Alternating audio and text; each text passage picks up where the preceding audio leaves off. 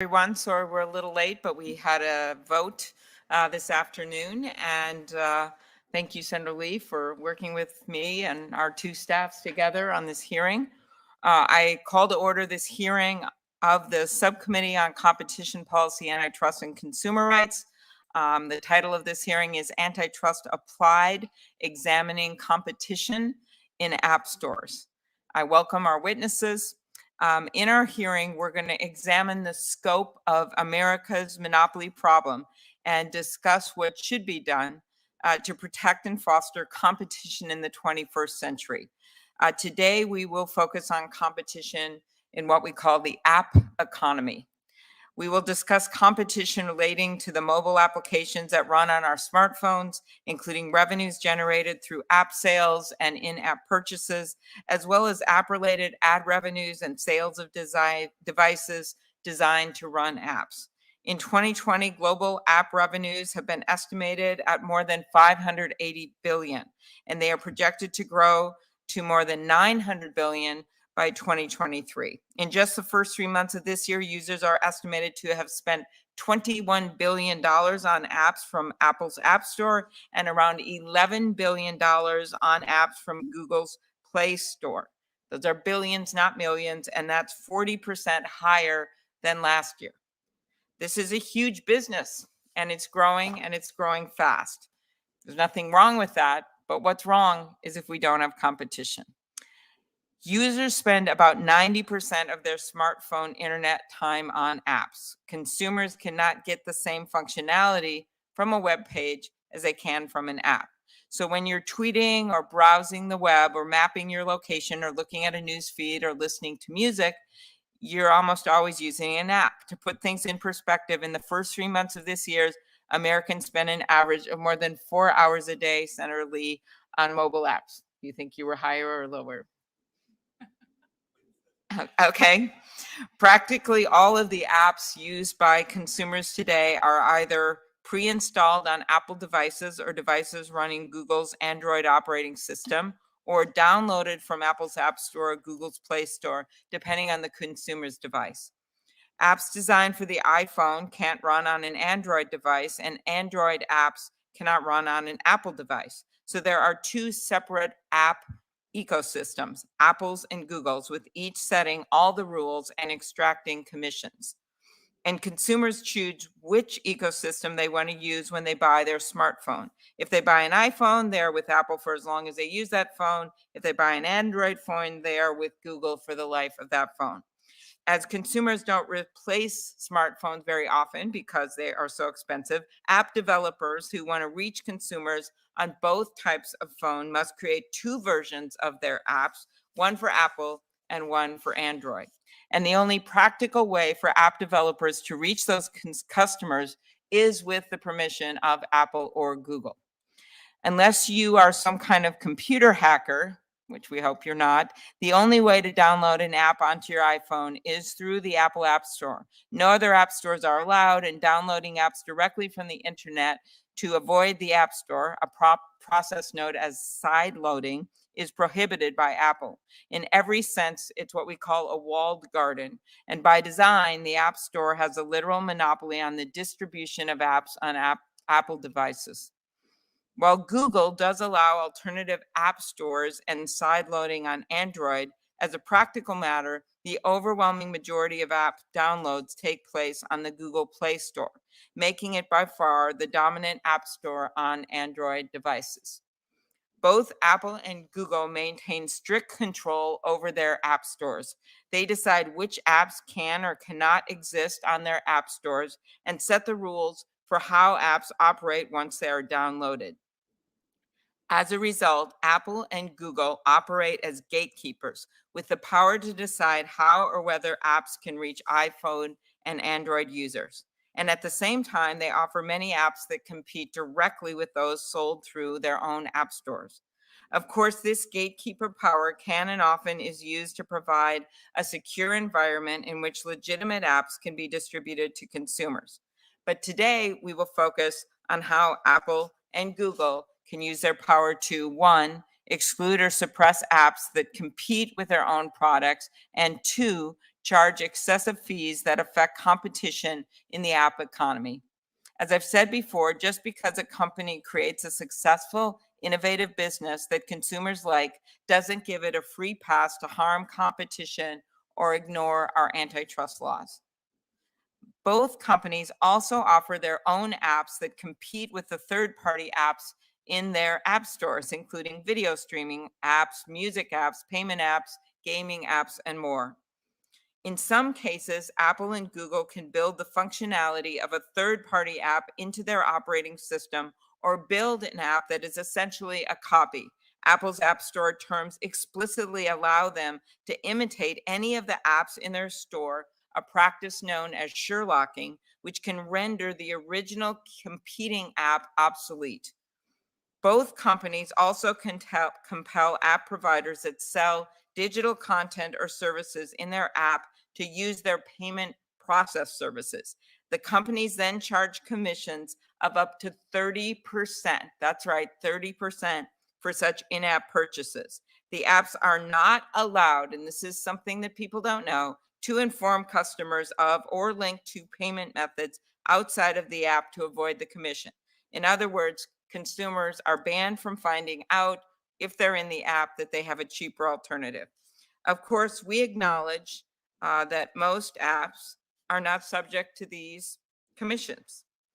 Most small developers and those who offer apps that sell physical goods or services that will be consumed outside the app, like rides on Uber, don't pay the commission.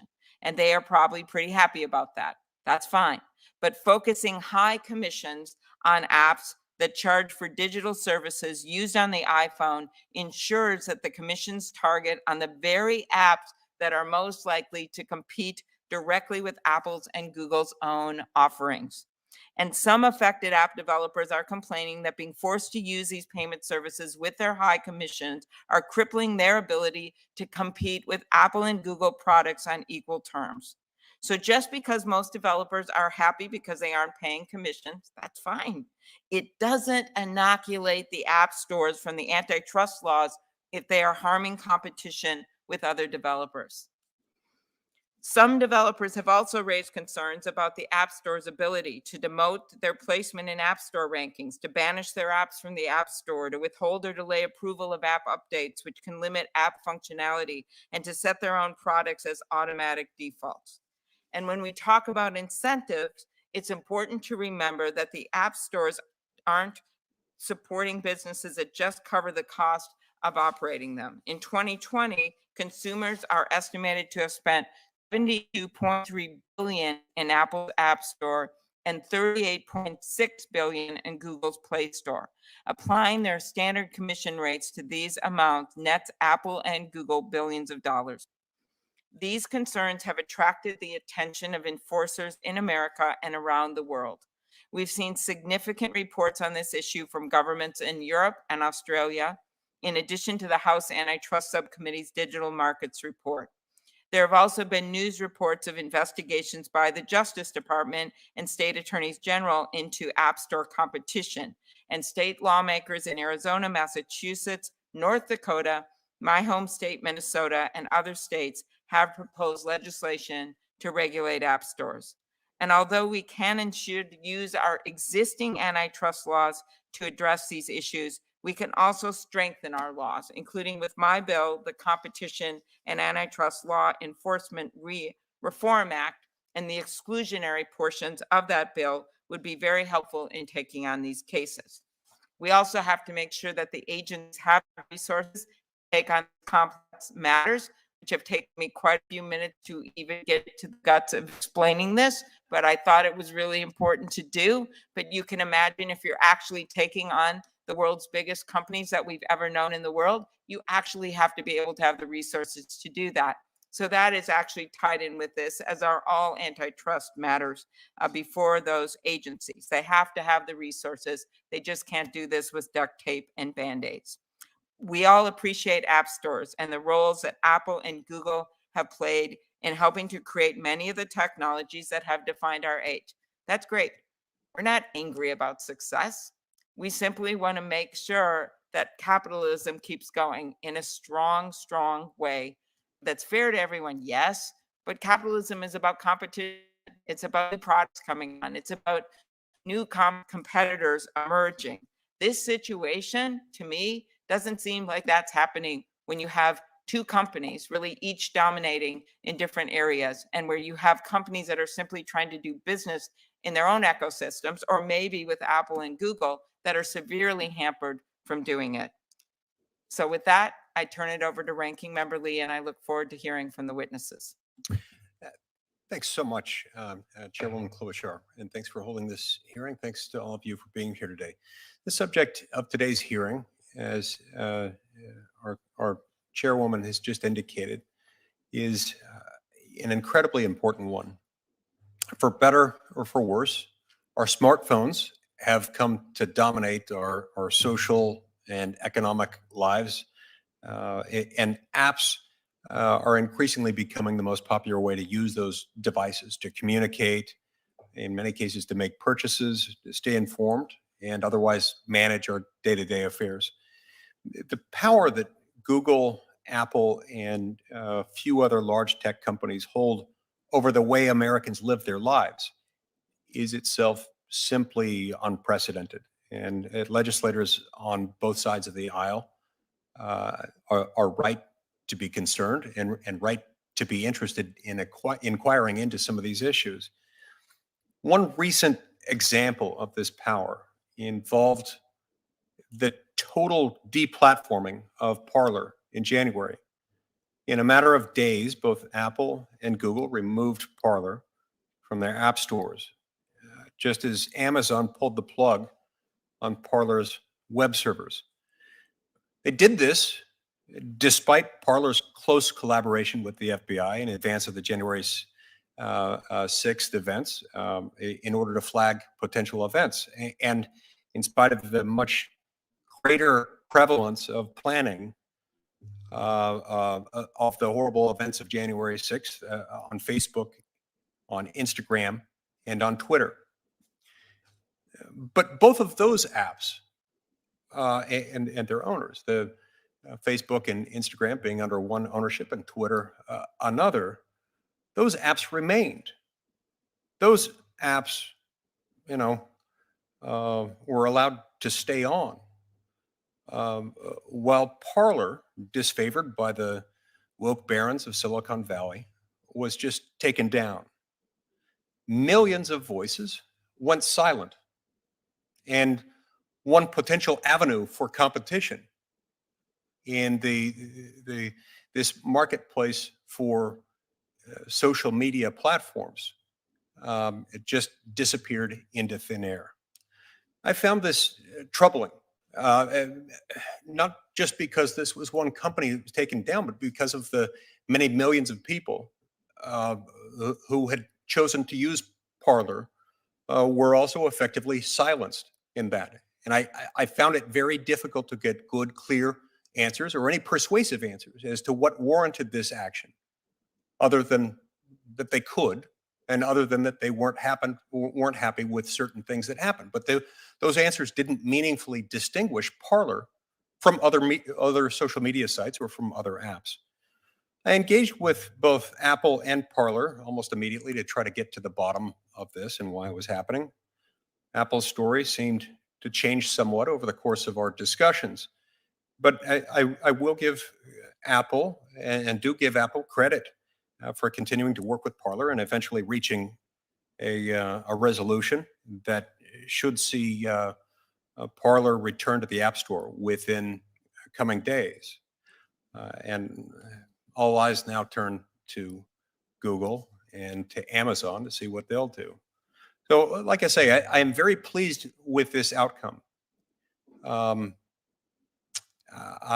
I'm as pleased with the outcome in many ways as I am very dismayed that it took 3.5 months and the intervention of a United States senator in order to get there. It's dumbfounding to me. These are not the actions of companies that feel like they have meaningful competition. Now, I want to be clear. This is concerning. I'm glad they were able to resolve this issue to the extent necessary to get Parlor back on the App Store in the coming days. But it does make me wonder a number of things. How many small businesses? And let's be clear, that's what many apps start out as. In fact, most, nearly all, start out as small businesses. How many small businesses flounder and die because of potentially pretextual restrictions imposed on them arbitrarily by App Store gatekeepers? How many of them? And how many never even get off the ground? We may never know the true cost of competition and the cost to competition itself and to innovation and to consumers. I also want to be clear that Parler's deplatforming was itself not, as far as I can tell, an antitrust violation, but it might be symptomatic of the immense market power held by a handful of tech companies, including Apple and Google and Amazon and others.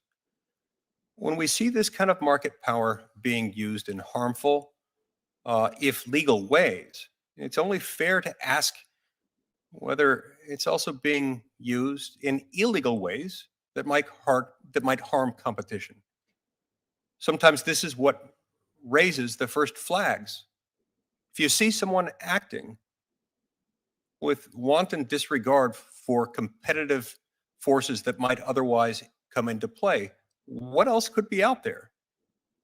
If big tech is going to take a side in the culture wars or in political conversations, big tech should be prepared for the greater scrutiny that will come with that unfortunate choice and with that harmful choice.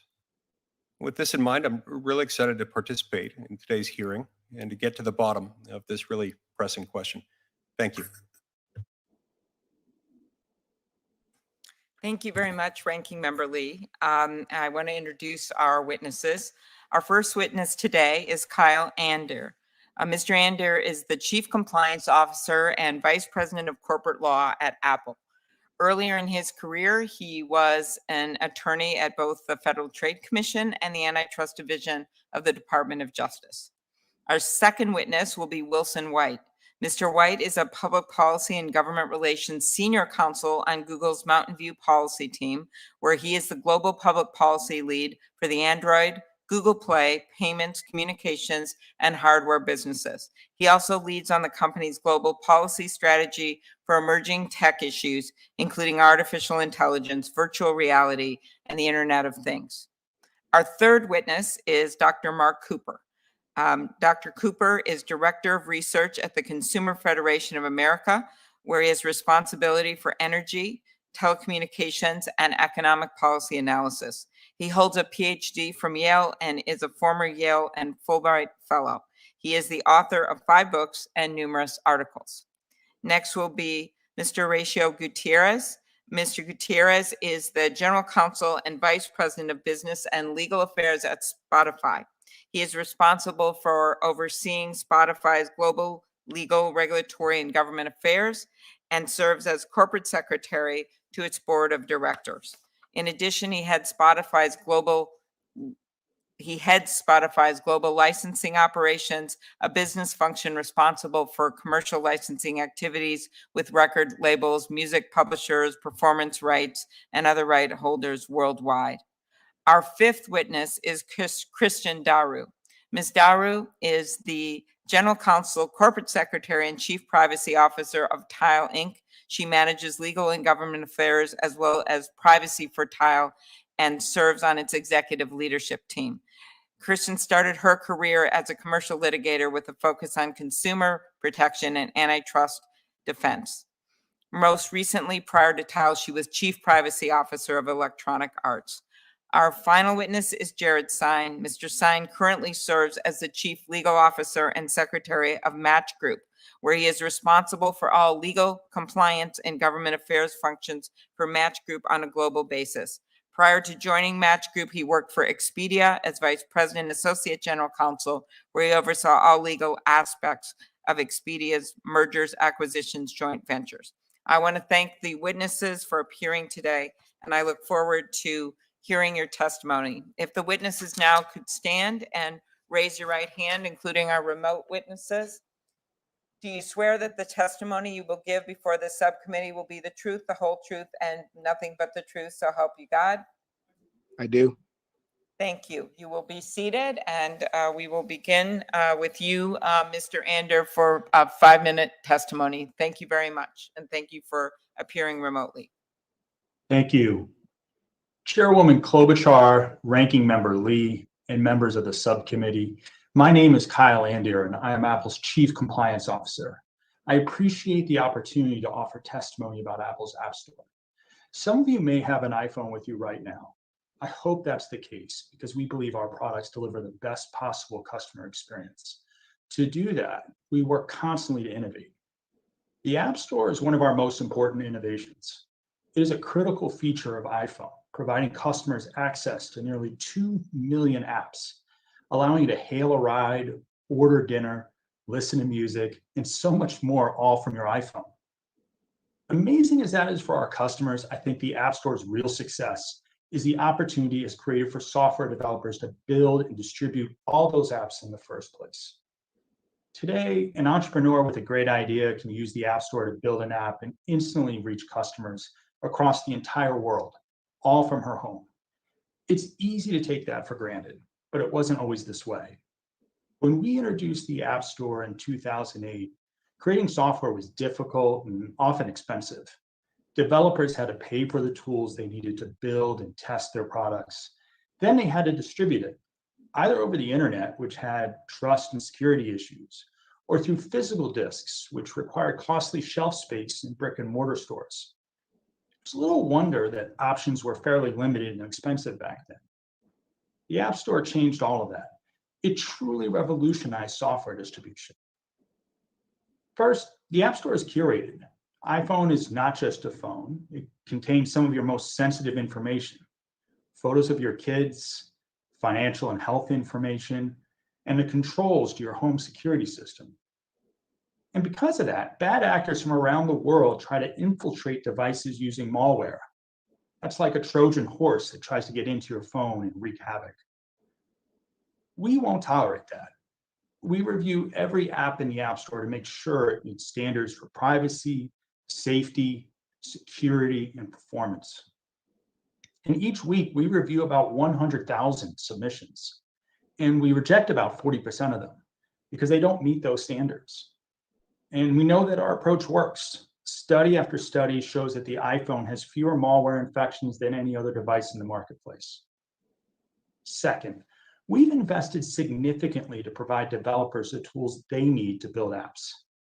That includes over 250,000 application programming interfaces that help unlock the magic of the iPhone. And because of that, a developer can build apps that let you deposit a check by taking a picture of it, play a game or listen to music with iPhone's audio and video technologies, or get directions using GPS. Apple built those and so many other capabilities into iPhone, and now developers can leverage them for their apps. So the App Store isn't just a store. It's like a studio stocked with canvases, brushes, and paint, the tools that artists need to create their works. And it's a gallery where they can display and sell their creations. And that is how the App Store empowers everyone to build apps, from elementary school kids to small businesses, not just the big guys. Third, the App Store is a great value for developers. The developer keeps 100% of the money she makes for the vast majority of apps on the App Store, about 85% of them. The commission charged to other developers, those selling digital goods, initially was set at 30%, which is a competitive rate today and a far cry from the rates charged for software distribution when the App Store was launched 12 years ago.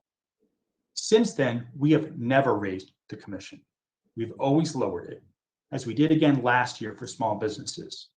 Today, the commission is almost always just 15% in those instances when it is required. We're proud of the store we've built, the jobs it has created, and the economic opportunity it's supported. It's the sort of thing that is possible when competition is fierce and fair. Apple, after all, was started by tinkerers and dreamers. We became successful over time because we had an opportunity to compete. We were in a street fight back then, and we still are today. And we like it that way because we know that competition spurs innovation, and with it, more and better choices for customers. Thank you for the opportunity to participate today, and I'm happy to answer any questions you might have. Thank you very much, Mr. Andeer. Next, Mr. White with Google. Chairwoman Klobuchar, Ranking Member Lee, and distinguished senators of the committee, thank you for inviting me here today to discuss the Google Play ecosystem and the benefits it provides to millions of American consumers and developers. My name is Wilson White, and I'm a senior director on the Government Affairs and Public Policy team at Google.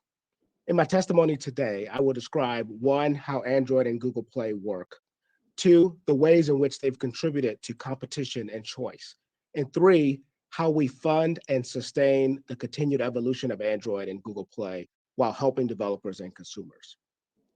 First, at Google, we believe that everyone should have equal access to the benefits of mobile devices. And we designed Android and Google Play with freedom, openness, and accessibility in mind. Since Android is an open source operating system, anyone, including competitors, are free to use it without any requirement to pre-install or download Google's apps or other services. Thousands of companies, including Peloton and JetBlue's in-flight entertainment system, use the Android operating system to build their technologies and their businesses. Device makers and carriers are free to use Android without Google Play or Google's other services. And many of them actually choose to preload Google's apps alongside their competing apps. In fact, more than half of Android devices come pre-installed with more than one app store. This openness has proven enormously valuable to device makers because it allows them to invest in other ways, innovate in other ways, without having to devote resources to building an operating system. Similarly, the availability of third-party software is important to ensure that mobile devices meet consumers' expectations. A consumer selecting between competing mobile devices needs to understand whether their favorite apps and games will be available and actually work on those devices. And that's where app stores come in. In 2012, we launched Google Play as our vision for an ideal Android app store. We have a consumer experience, an online storefront where consumers come to find their best apps and games, and a developer experience with app development, distribution, commerce, and performance analysis tools that help developers build better apps and to grow their businesses. Through freedom, openness, and accessibility, today Android and Google Play are the foundation of a thriving and competitive device and app ecosystem.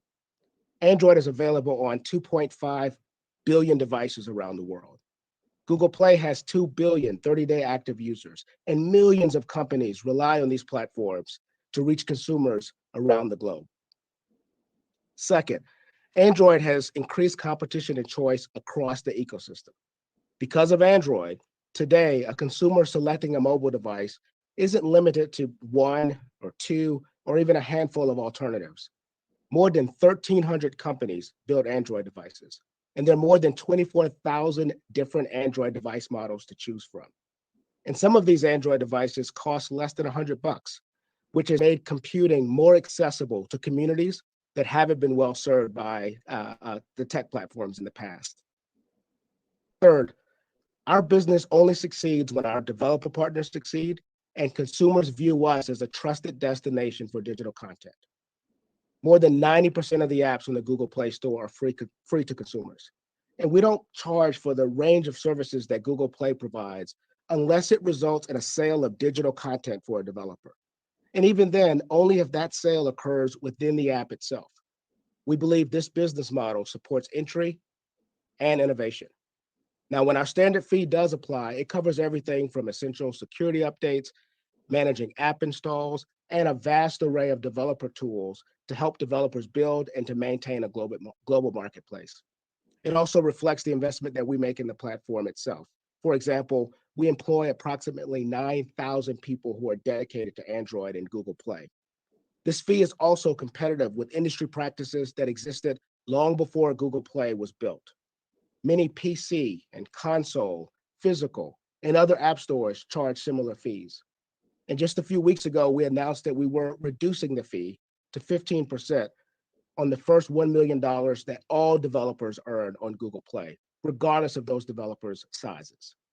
Now, with this change, 99% of developers will see a 50% reduction in their service fees. We believe that the value proposition for Google Play is a strong one. But if a developer does not agree that the value proposition is adequate, the openness of Android allows those developers options to display and distribute their apps through other means, either directly to consumers or via other app stores. Creating a global platform with access to all and providing tools for developers has always been our goal since we launched the very first Android device. We're proud that our bet on openness has resulted in success for all involved. We appreciate the committee's interest in these important issues, and I look forward to answering your questions. Thank you very much, Mr. White. And next up, Dr. Cooper. Madam Chairwoman, members of the committee, my name is Dr. Mark Cooper. I'm Director of Research at the Consumer Federation of America. We appreciate the opportunity to testify today. And this may be the most important effort to reform antitrust in the 4 decades that I have been analyzing it for the CFA. I draw on 3 articles in my comments, which I've submitted for the record.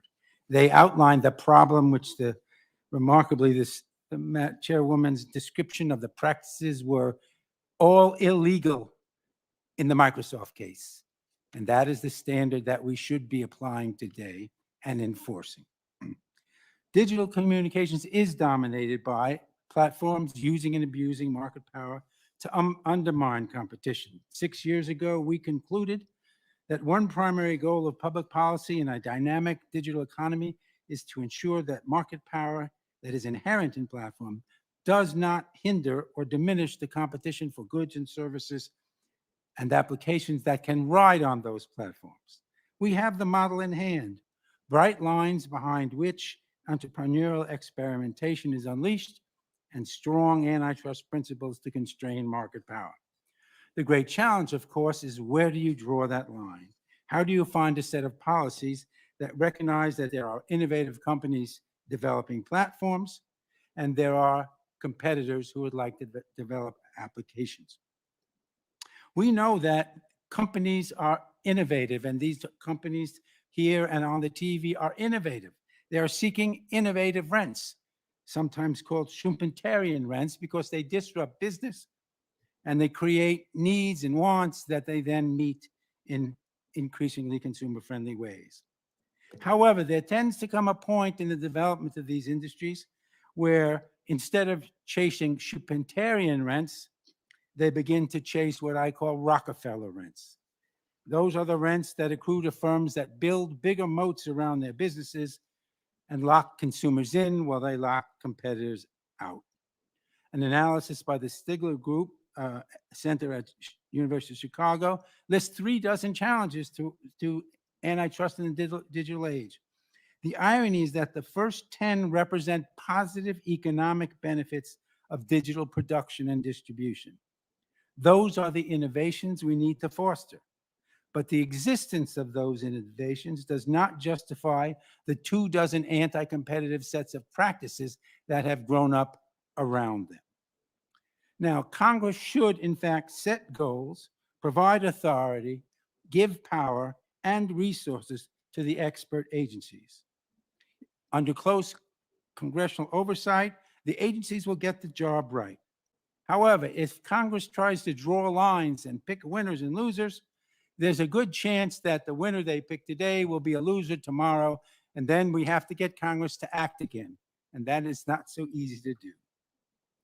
Congress should clear away the thicket of mergers and abusive practices, the decades of antitrust malpractice, and shift direction. It should put all of the suspect practices and mergers on the table and empower the agencies to figure out who is doing what to whom and quickly resolve those problems. The specifics that I support in my testimony include the following: non-discriminatory interconnection and carriage, which equals open application interfaces in the digital economy. Deep suspicion of proprietary application interfaces, a presumption that they are illegal, and severe risk to those platforms that rely on proprietary interfaces. Fair, reasonable, and non-discriminatory rates, terms, and conditions for access. That's FRAND, an expression you will hear in Antitrust. But the demand side is as important as the supply side. If we can't get the customers, it doesn't matter how many apps we can develop as long as if we can't win the business. So we need to have the equivalent, which is true consumer sovereignty on the demand side. Consumers must have opt-in, not opt-out. No presumption of what the default is. Give me the chance to choose. Equal single-click choice. Provision of neutral information.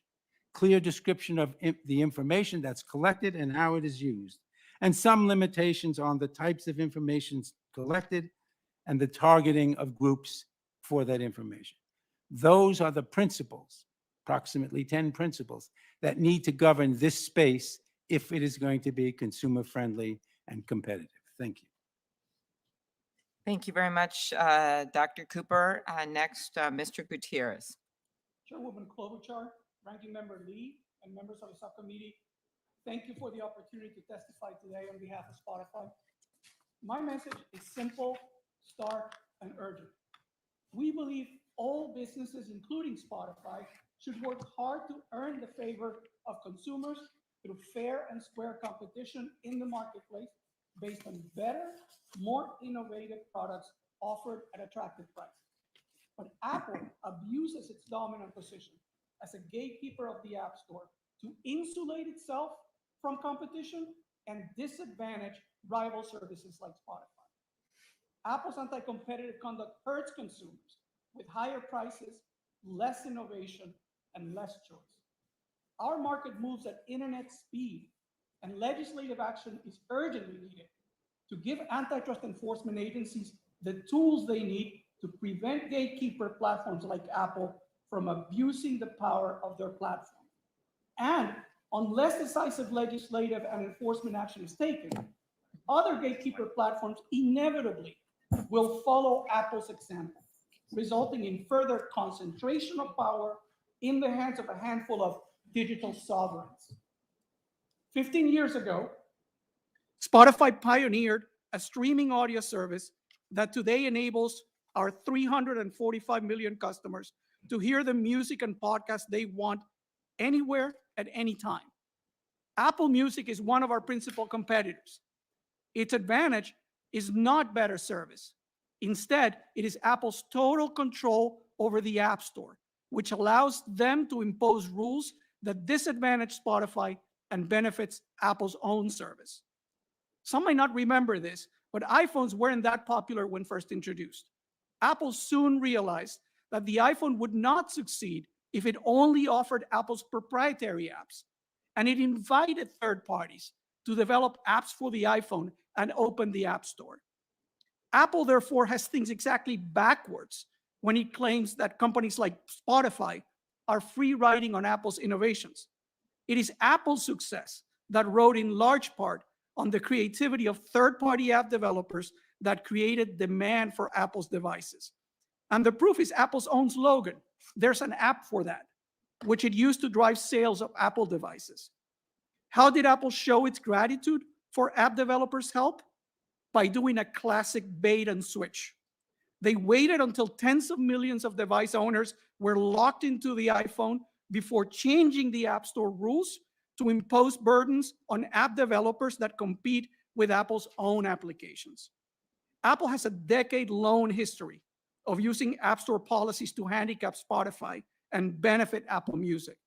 It forced us to choose between two bad options: accepting Apple's illegal tie of its proprietary payment system and paying Apple's 30% tax, which would have forced us to raise consumer prices and made our service more expensive than Apple Music, or accepting a gag order prohibiting our communication with our own customers so that we can't tell our users about the existence of our premium service, discounts and promotions available to first-time subscribers. Now, it doesn't take a PhD in economics to recognize that this abusive conduct hurts consumers by depriving them of information about a product that competes with Apple's. Apple's anti-competitive intent is clear from the fact that it targets businesses that are or might become Apple's competitors in downstream markets. The rules apply to companies that offer online gaming, music and video streaming, access to ebooks, but companies like Uber, Starbucks, Ticketmaster, and Walmart are exempt. Apple argues that these rules are indispensable to the safety and privacy of users. But how can they be indispensable when they don't even apply to 85% of the apps in the App Store that are exempt from Apple's restrictions?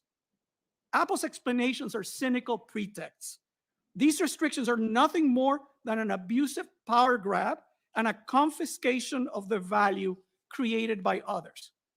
Even Microsoft, in the heyday of the Windows PC operating system, did not demand a cut of 30% of the revenues of competing browsers and media players. Legislative action is urgently needed to stop these illegal power grabs. We welcome the broad antitrust reform proposed by Chairwoman Klobuchar, along with Senators Blumenthal and Booker. Senator Hawley recently proposed a bill with a number of similar and very important reforms. These reforms are essential to equip enforcement agencies with the tools they need to remedy the market and consumer harms that result from these platform abuses. Thank you, and I look forward to answering your questions. Very good. Thank you very much. Ms. Daru. Thank you to the subcommittee and to your dedicated staff for convening this critical hearing. My name is Kirsten Daru, and I'm the General Counsel of Tile. Tile helps people find lost items. Our devices work with the Tile app to help people find their keys, wallet, purse, really anything. We also embed our technology into third-party products like headphones, laptops, and wearables. We're a small company with less than 150 employees, but we pioneered this category and found success even in the face of significant competition, ranging from other startups to Fortune 50 companies. Much of our success relates both to world-class features and a commitment to both privacy and, importantly, interoperability. We believe consumers should have a seamless finding experience across any platform, including Android and iPhone. Originally, we had a symbiotic relationship with Apple. We launched our iOS app in 2013. They sold our devices in their retail stores, and they even featured us on stage at their Worldwide Developer Conference in 2018. But that all changed when Apple decided that it wanted to take over this category. To be clear, we welcome competition, but it has to be fair competition. And Apple's idea of competing is patently unfair, and I will give you some examples. With iOS 13, Apple introduced a new Find My app that had Tile features. It's basically their version of Tile. Find My is installed by default on all iPhones. At the exact same time, Apple made changes to its operating system that denigrated our user experience and made it really hard for our customers to activate their Tiles, but they left Find My streamlined and on by default. Apple reserved troves of critical information for use exclusively in Find My and not competing apps. And then, of course, yesterday, Apple announced the launch of their competing hardware product, the AirTag. AirTags will make use of a technology called ultra-wideband, or UWB. It's a non-proprietary technology in the same way that Bluetooth is. But whereas Bluetooth can tell you in what room your item is located, UWB can tell you exactly what pillow it's under. Apple first included UWB chips in its iPhone 12, and since 2019, we have made many requests to access that chip so that we can use it for the benefit of our customers. In fact, we made an amazing experience using augmented reality with UWB, where you can use your phone and see exactly where in the room, what pillow your keys are located under. But Apple refused our requests, and therefore we cannot bring that innovation to the market for the benefit of our customers. Yet the AirTag is going to use UWB because Apple's decided to reserve its use exclusively in its product. If that weren't enough, 2 weeks ago, Apple confirmed that it's about to go live with something called the Find My Network Accessory Program, which the House has already found to be anti-competitive. The program was originally touted in the media as a pro-competitive concession to Tile's concerns, giving our customers access to the troves of location data otherwise reserved for Find My. Not so. In order for our customers to get that benefit, we have to give Apple unprecedented control over our business and direct our customers to the Find My app to find their lost items. Basically, the Find My program holds critical data hostage to coerce developers like Tile to abandon our apps and our networks. It deprives customers of choice, and importantly, it breaks our interoperability. This isn't surprising. In the Epic litigation, an Apple employee named Find My Friends as part of Apple's strategy to decrease interoperability to lock customers into its ecosystem. It seems as though Find My is part of Apple's ongoing plan to turn iOS into a Hotel California, where you can check in anytime you like, but you can never leave. And it's working. One of our competitors has actually announced that its newest devices will be available exclusively within Find My to the exclusion of its own app. Apple, of course, claims that all of these actions are necessary in the name of privacy. That is not true. Privacy and fair competition are not mutually exclusive. Apple could easily define requirements to allow us all to play on the same field, but Apple doesn't do that. Apple uses privacy as a blanket excuse to subject competitors to different rules. This is what happens when you have a monopolist acting as a de facto regulator. The regulations will always favor the monopolist. If Apple turned on us, it can turn on anyone. And Apple has demonstrated it won't change unless someone makes them. And the legislative answer is simple.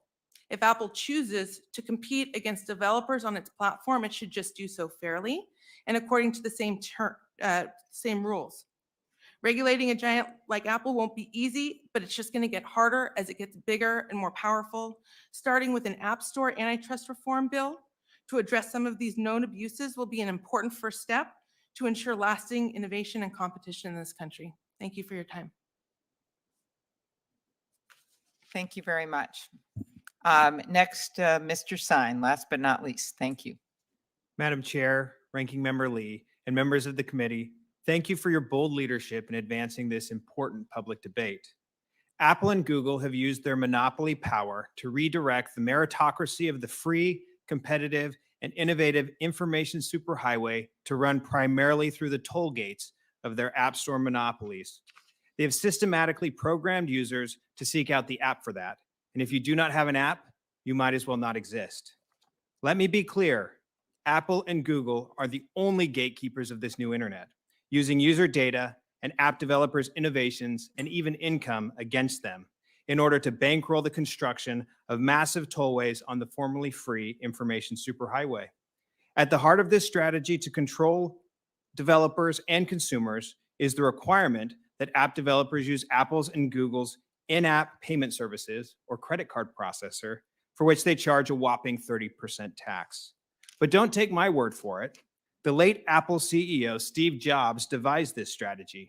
Back in 2010, Apple grew wary that it was far too simple for users to switch between iOS and Android devices because app developers were allowing users to buy services directly from them that could be used readily on either platform. His directive was simple. Let's force them to use our payment system.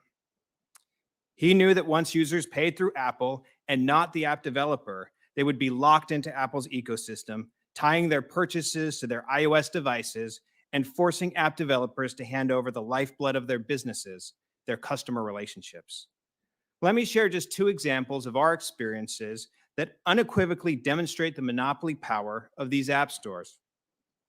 Shortly after Google launched the Google Play Store, they persuaded us to join the Android ecosystem under the false pretenses of an open platform where we would not be required to use Google's payment processor or pay the 30% tax.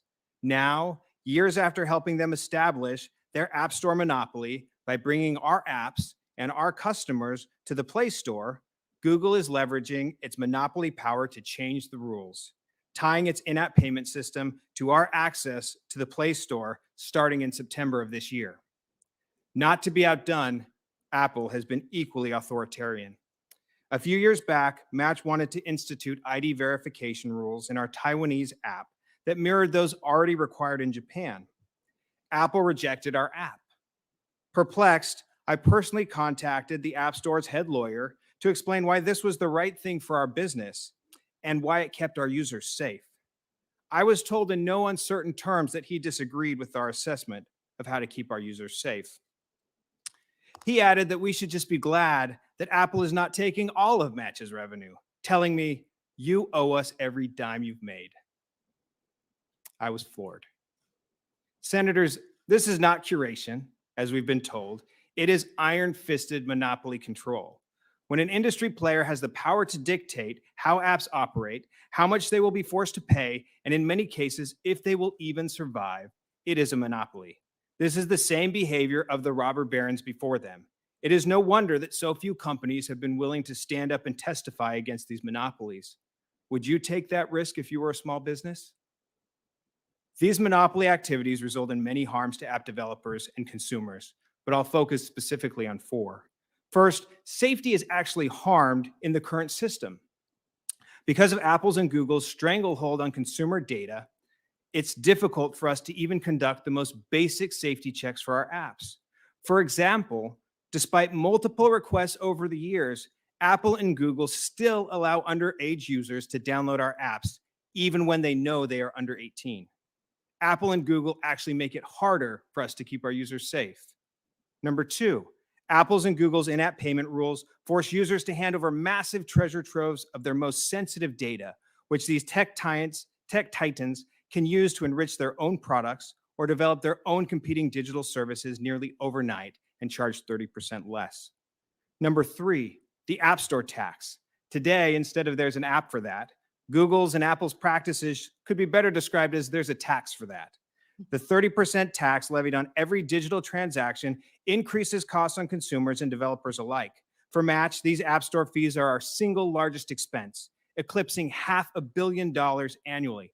That's $500 million that could be going back into the pockets of everyday consumers, or deployed to hire employees or invested in new innovations.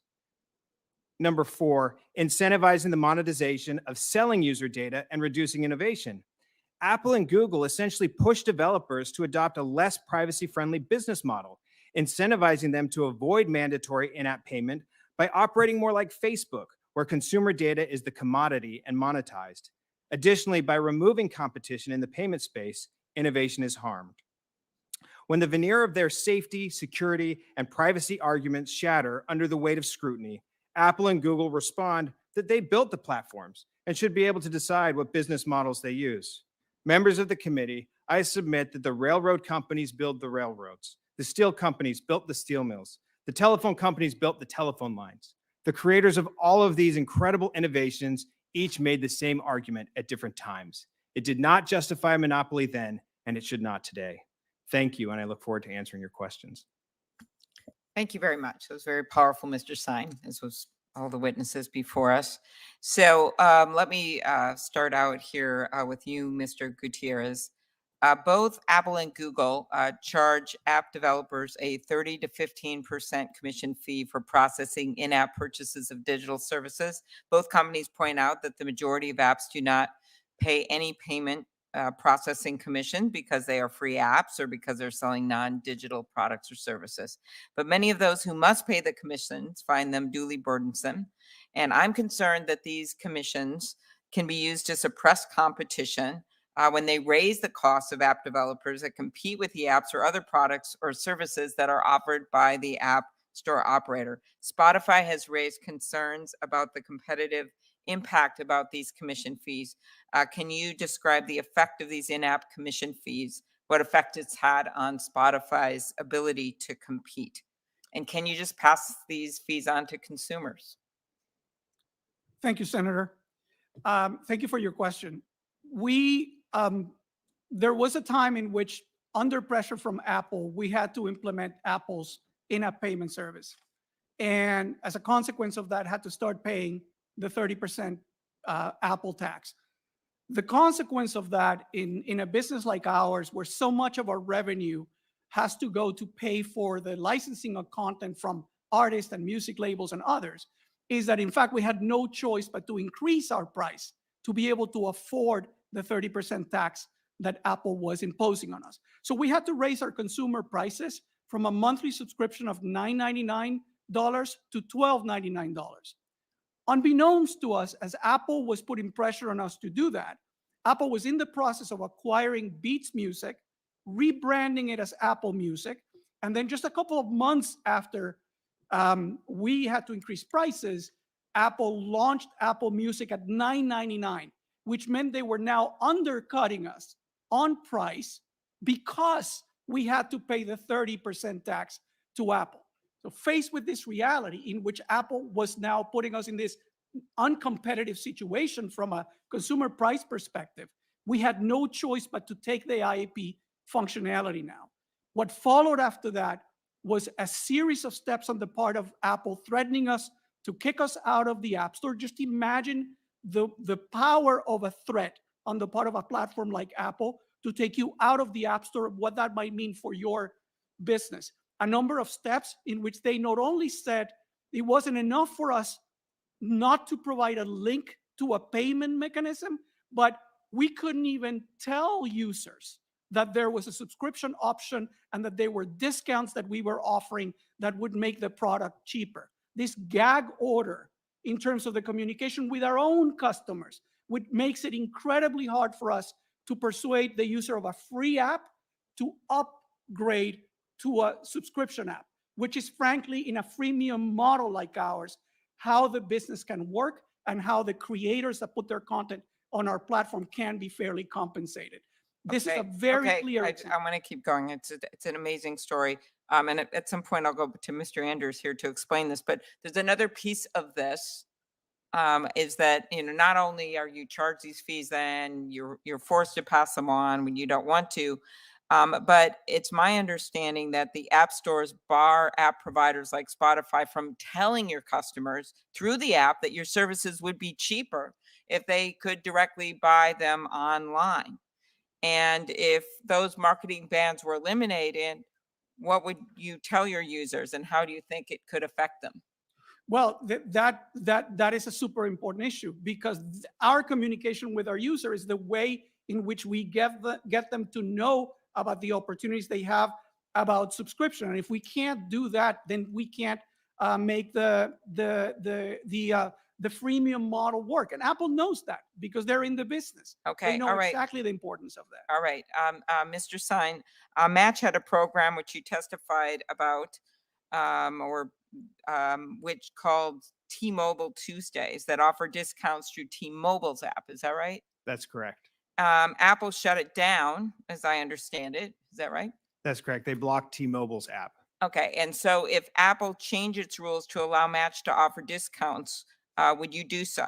And how would that work? 100%. We actually already offer, for example, on our Tinder app, if you subscribe through the website, you get a discount relative to what you would pay in the app. So that already exists. We would 100% take advantage of that if we could. Okay, Ms. Daru, you testified that Apple essentially copied Tile's app and took steps to undermine Tile's functionality by changing the iPhone operating system to favor their competing product and by limiting Tile's access to data. And yesterday, Apple announced the launch of a new product that looks a whole lot like Tile. Can you elaborate on the ways in which Apple's conduct has reduced Tile's ability to compete? Absolutely, and thanks for the question. All of these actions really started when it became known to us that Apple was going to, enter the market and attempt to take it over. But really what they did was, with the exact same operating system update that they introduced the new Find My app, they took away one of our critical permissions, which requires our customers to go deep, deep, deep into their settings to turn Tile on. Find My, by contrast, is on by default through when you set up your operating system. And in order to turn it off, you have to go deep into your settings and actually enter a password. Apple also started serving prompts with that same update to our users. Once they figured out how to turn Tile on, they started serving these prompts, encouraging them to turn Tile off. But they didn't serve up those prompts for Find My. Our Bluetooth network, of course, people need to opt in to the Bluetooth network. I think that's great. We are complete supporters of consumer transparency. But the Find My Bluetooth network in the new Find My app is on by default. And then with these AirTags, as I discussed, we have the UWB issue, which I won't repeat, but there's something else. It's called something they call the magic onboarding flow. To connect your AirPod or your AirTags with your phone, you don't even have to open the Find My app. You just put them near. But that magic flow isn't available to third parties like Tile. In addition to all of that, Apple launched this product and its competing app with the knowledge of a lot of information about our business. They know our retail take rates. They know our retail margins. They know how our devices do in stores. They know who our customers are. They know our subscription take rates. They know what features people use. I mean, the list goes on and on, and that is Thank you. another concern. Thank you. All right. So one of the things that I've noticed as we talk to people affected by all of this and the commission fees and the like, they've come forward, and a lot of them, I'm not going to give their names publicly because they're actually afraid to testify. I guess I don't blame them because they feel that it's going to hurt their business. They're going to get intimidated. You mentioned Mr. Gutierrez. I'm not asking you this question. Some of the retaliation you thought that you felt you experienced for coming forward. Mr. Sine, have you have any examples of retaliation for coming forward? Senator, we have had outreach with respect to our coming forward. By So who? For sure. By Google. Oh, what happened? They called us last night after our testimony became public to ask us why our testimony was different than what we'd said about the situation in our earnings call earlier this year. Is it different? What we'd said in our earnings call earlier this year was that we believed we would be able to work through the issue of Google imposing their 30% on us, which we've been working very hard at over the last few years, meeting with regulators and others to try and change these practices and ensure this from not happening. Google actually first threatened us in 2017 that they would roll out this in-app payment requirement to us, and they've slow rolled that until they announced it last September. And so I'm just picturing this compared to Australia, where they threatened to cut off a whole country simply because they wanted to charge for content. And so if you were to somehow keep experiencing retaliation, I would assume I don't want to keep going into my time. We have several senators here, 3 more, another one on the way. I just want to know, could they hurt you in little ways that it would be really hard to detect? They could hurt us in little ways. They could hurt us in big ways. They could easily remove our app. They could, again, as they're doing, impose the 30% tax that they had never imposed on us before. There are many, many ways they can hurt our businesses. We're all afraid, is the reality, Senator. We're fortunate you are listening to us today. Oh, and I hope the Justice Department is too. Mr. White, why did someone from your company call Mr. Sine?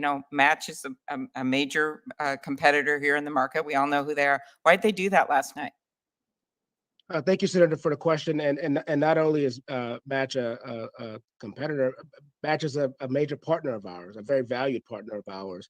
My understanding, based on what Mr. Sine said, is it sounds as if some business development folks who are working on commercial conversations had a conversation and asked an honest question of why sworn testimony was different from what was stated in a public earnings call. I respectfully don't view that as a threat, and we would never threaten our partners, Senator. Having developers choosing to distribute through Google Play is core to our business. So the idea that we would threaten partners who actually share in the success that we have as a platform is antithetical. It's the antithesis of of how we carry our business, Senator. Okay, my last question. I'll have another round. Mr. Andeer, this is about some of the things that Ms. Daru talked about. Does Apple's developer agreement authorize Apple to use an app developer's confidential technical and business information to create apps that compete against the developer? Senator, no, it does not. We compete on the merits. And we've looked at different products, different markets, and we asked ourselves time and time again, what can we do different? What can we bring that's unique and special to the marketplace? And I think AirTags is one of those products.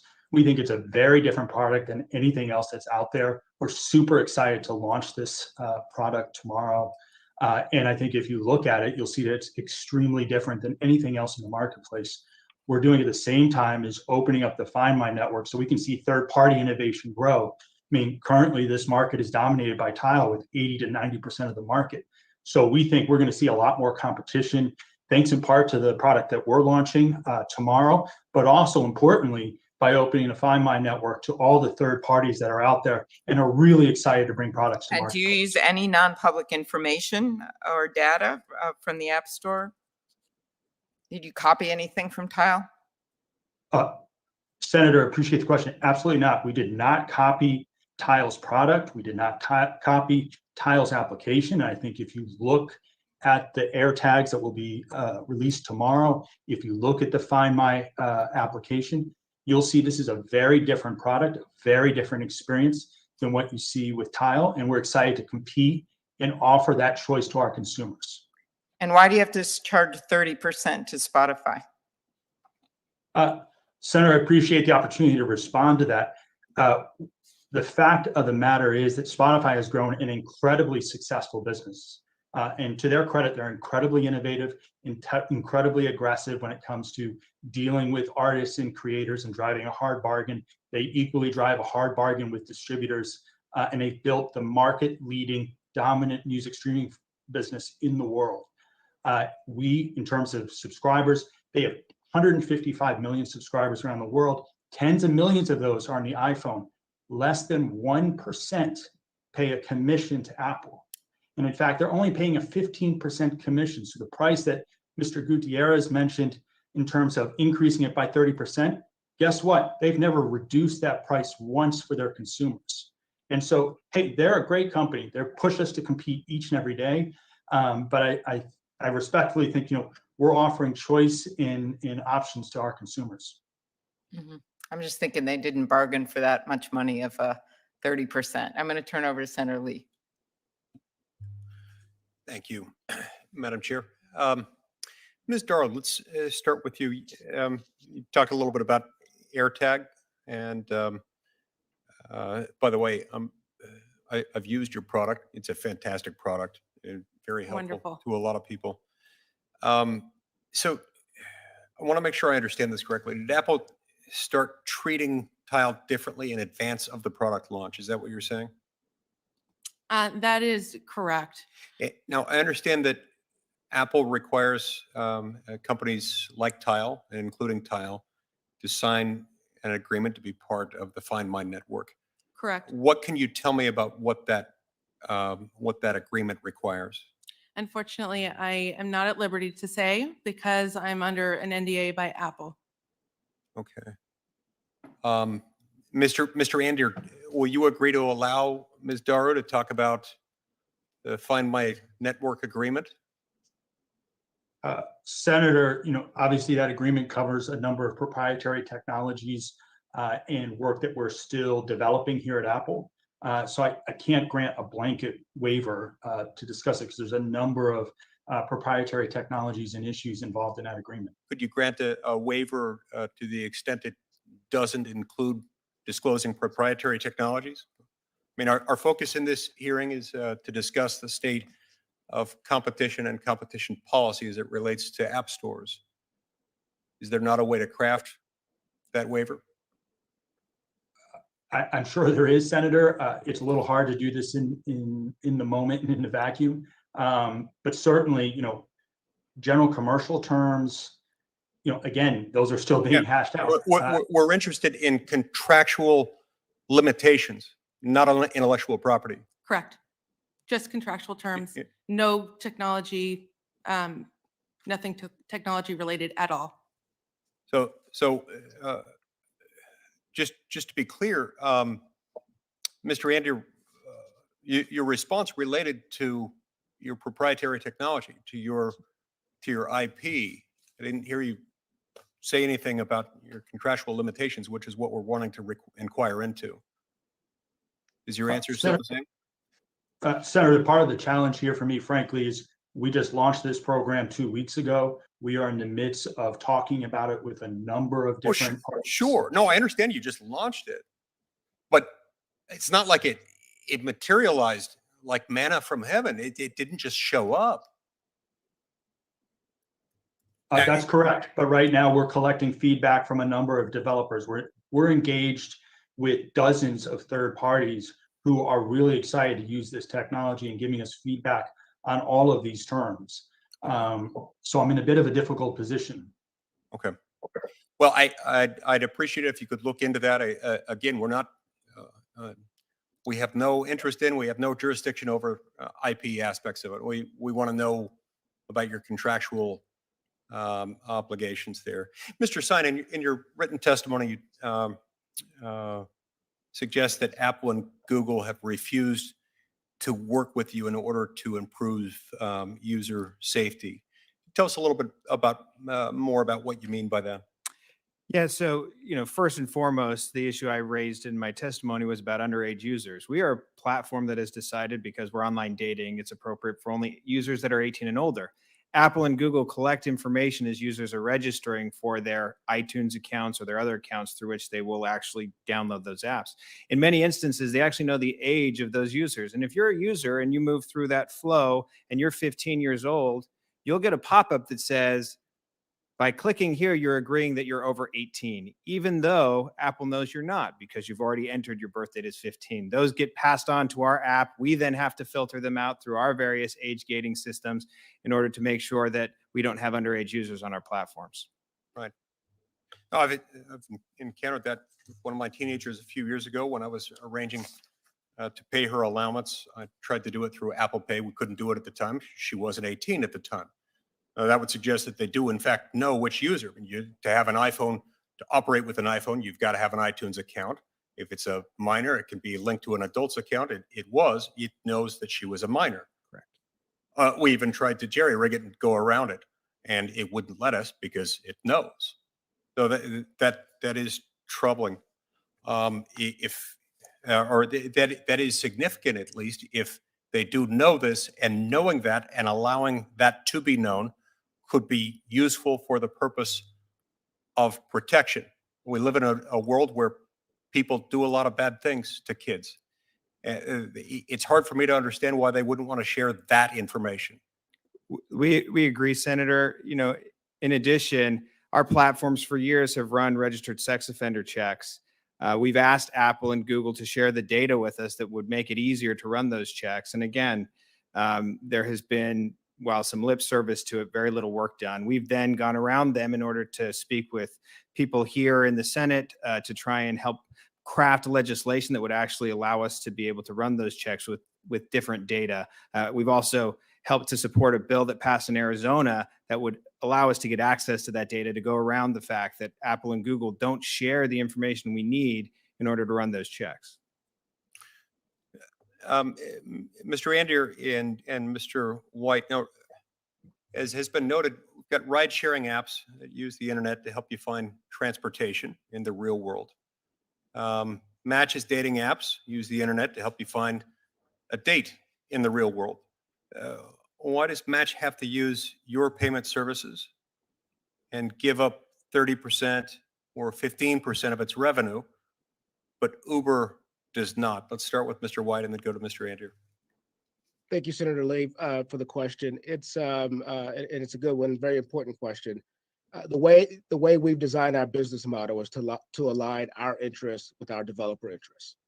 So we only get paid when our developers are engaging in the sale of digital content, and only when that sale occurs in the app itself. Now, when it comes to physical goods and services, we aren't in a position to really protect users on what happens in the physical world, right? We won't know whether that Uber driver arrived on time or whether your groceries arrived in an acceptable state. But when it comes to digital content, that's where our investments have been. That's where our value add is. And that's why we've chosen the business model to align our interests with developers who are actually selling digital content to our shared users. Mr. Andeer? Senator, thank you. Apple's App Store was created 12 years ago based on a simple model. That is, if you're selling a digital good or service, you were subject to a commission. Now, obviously, we've made changes to that model over time in terms of making it easier for developers to sell outside of their app in terms of reducing the price over time. When it comes to this question about physical goods or services, like using Uber to call a car to your house to pick you up and take you to the airport, or a Lyft to go and meet friends, to that, you're using the phone to communicate with the service provider, and they're delivering that service to your home or your location. When it comes to a dating service, obviously Tinder has built quite a successful business and they have a number of these sites. What they're doing is facilitating meeting with people digitally. All of that's taking place, at least should be, on the device. That is, you're finding a match, you're meeting someone, you're swiping right or left, all that's taking place on the device. So from our perspective, and from really the perspective of all the developers we've talked to, that's a digital good or service. That is not a physical good or service being delivered to your house. Now, what if your business involves the downloading of some other digital service, the downloading of ebooks, of audiobooks, or something like that? Does that, if you're saying it's a digital service, wouldn't that extend to the purchase of downloads of books? Senator, yes. Senator, yes, it does. And folks like Amazon and their very popular Kindle app have been. So how is that different than Match.com's apps? They're both selling a digital good or service. One is a book. The other is a subscription to a service where you're meeting other people that you may be interested in. Okay, so Uber, that is also a digital service in the sense that you're trying to find a ride.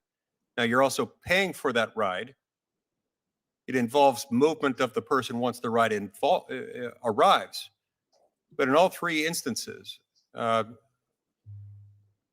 downloading of books, arranging to meet someone to date, or finding a ride, aren't those all three digital services where you're exchanging information through the app? Senator, respectfully, I see the car service very differently than the dating service or the audiobook. The dating service, you're meeting people on your phone. On the book, you're reading the book on your phone or your iPad. With the car service, I am calling a car to my house to come pick me up and take me to work or to the airport or wherever I might be going. The value I'm getting from Uber and Lyft is a way to get a car to go from A to B. In terms of the other examples, all of the experience is contained within the four corners of the device. You're not paying. But Tinder. Uber is literally meeting a stranger for transportation. I'm not grasping the differentiation point between meeting a stranger for transportation and meeting a stranger to go to dinner. I don't get it. I'm just a small country lawyer from Provo, Utah, but I'm not. Oh, yeah, right. Senator, respectfully, when I'm using Uber or Lyft, I am calling a car to my house to physically get in it and drive somewhere. When I'm using, and I don't use these, a dating service to meet someone, I'm not using it to pay that person to come to my house and to go on a date. That's called something else. I feel like unfrozen caveman lawyer as portrayed by Phil Hartman in Saturday Night Live. I'm not grasping it, but I see my time's expired and I want to be deferential to our chair. Thanks. Very good. Next, Senator Blumenthal. Thank you, Madam Chairwoman. I'm just a country lawyer from Connecticut. I tried to use that line once, Senator Lee, in the Supreme Court in an argument there, and I think it's the closest I came to contempt of court anyway. let me just say, after listening to my colleagues, I'm tempted to say Google and Apple are here to defend the patently indefensible. If you presented this fact pattern in a law school antitrust exam, the students would laugh the professor out of the classroom because it's such an obvious violation of our antitrust laws. Mr. Gutierrez, you remark in your testimony that you were at Microsoft during what you called the heyday of its antitrust woes. I remember those days because I sued Microsoft. And the lesson from that case that you expound here, that these practices are exponentially worse, is absolutely true. But the larger lesson that you tell us, that the current laws aren't working, in effect, that enforcement of them is too little, too late, courts are overly deferential, agencies are reluctant to bring lawsuits, and therefore we need to reform our laws, is the takeaway here. That's correct, Senator. I think that one has to appreciate, both from the point of view of the legal tools of being able to overcome this deferential approach and the task that the enforcement agencies would have to do that. You also have to recognize that in this case, you would be looking at the business and the practices of trillion-dollar companies that have a global footprint with a tremendous information asymmetry. So both from the point of view of the legal tools that the enforcement agencies need, as well as from the point of view of resourcing, I think if something meaningful is going to happen, those things have to be looked at. And what I heard Apple tell you in defense of charging you this rent, whether it's 15% or 30%, hardly makes any difference. It's rent arbitrarily imposed to try to stifle competition and increase Apple's profits at your expense is, well, you can afford it. But the fact of the matter is that, as you said, Spotify has to pass it on to consumers, and it inhibits innovation and competition, correct? That's correct. And Apple knows the business really well because they're in it. They're a direct competitor of ours. And this is a textbook case of raising rivals' costs, which is what they're doing. They recognize, because they know the music streaming business, that we have high costs associated with paying for the content to the artists and musicians. And they know that our margins are tight and that a 30% tax, even if it eventually might come down to 15%, it is just too large a fee to be able to absorb without passing on that increase to consumers. And just to show you that Apple is well aware of the value of this practice, it doesn't allow users to jailbreak their phones to sideload apps. It has shut down alternative app stores. In fact, as we know, Apple was sued by an alternative app store, Cydia, on monopolization grounds, and Cydia's complaint makes clear that Apple not only excluded them from the iPhone market, but lifted Cydia's popular features and incorporated them into Apple's app store. So it's not only a matter of making you charge consumers more, it's also a method to suppress competition and steal good ideas, correct? That's correct. And Senator, just to follow on your point, if Apple is convinced that their payment system is that superior, that it really should command a 30% fee, they should allow for competition and let the market determine that. Let supply and demand determine what the right fee is. But they haven't done that. They haven't legally done it. That's right. They haven't done it because the law hasn't been enforced against them. What we have is a classic case of exclusionary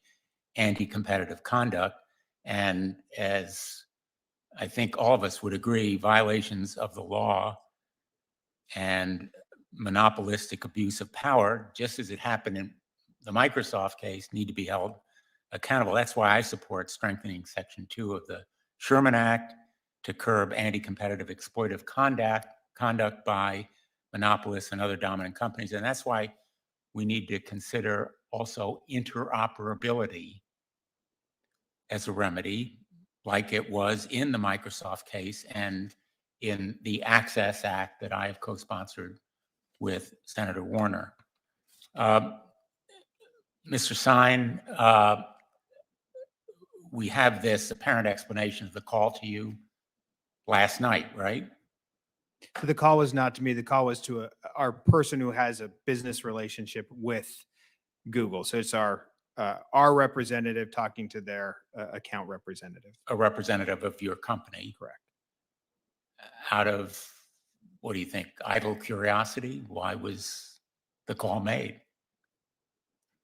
I can't really speculate on it, Senator, but you know, anytime you receive an Well, inbound call, we are plausibly interpreting it because of the timing, because of the content of the call. We don't have evidence of the exact words spoken, but it looks like a threat. It talks like a threat. It's a threat. when you receive something like that, Senator, from a company that can turn you off overnight, you're always a little intimidated. Correct. And it hasn't been reluctant to throw its weight around. Similarly, I think it's an insult to this committee. I think it's more than an insult. It's potentially actionable. And I think we should look into more information about it. Would you agree? We would be happy to comply and work with you on that. That's the plan, Senator Blumenthal. Thank you. Thank you, Madam Chair. I thought it probably would be. Thank you. Yes. Let me turn to another area that Senator Klobuchar has ably begun to explore. I didn't hear an answer to Senator Klobuchar's question, Mr. Andeer. Has Apple ever used app developers' information to inform its own product strategy? Senator, I am not aware of anyone at Apple using proprietary information from the App Store to develop our products. It's the antithesis of how we approach product development and innovation. We always try to create something different and special and unique for our customers.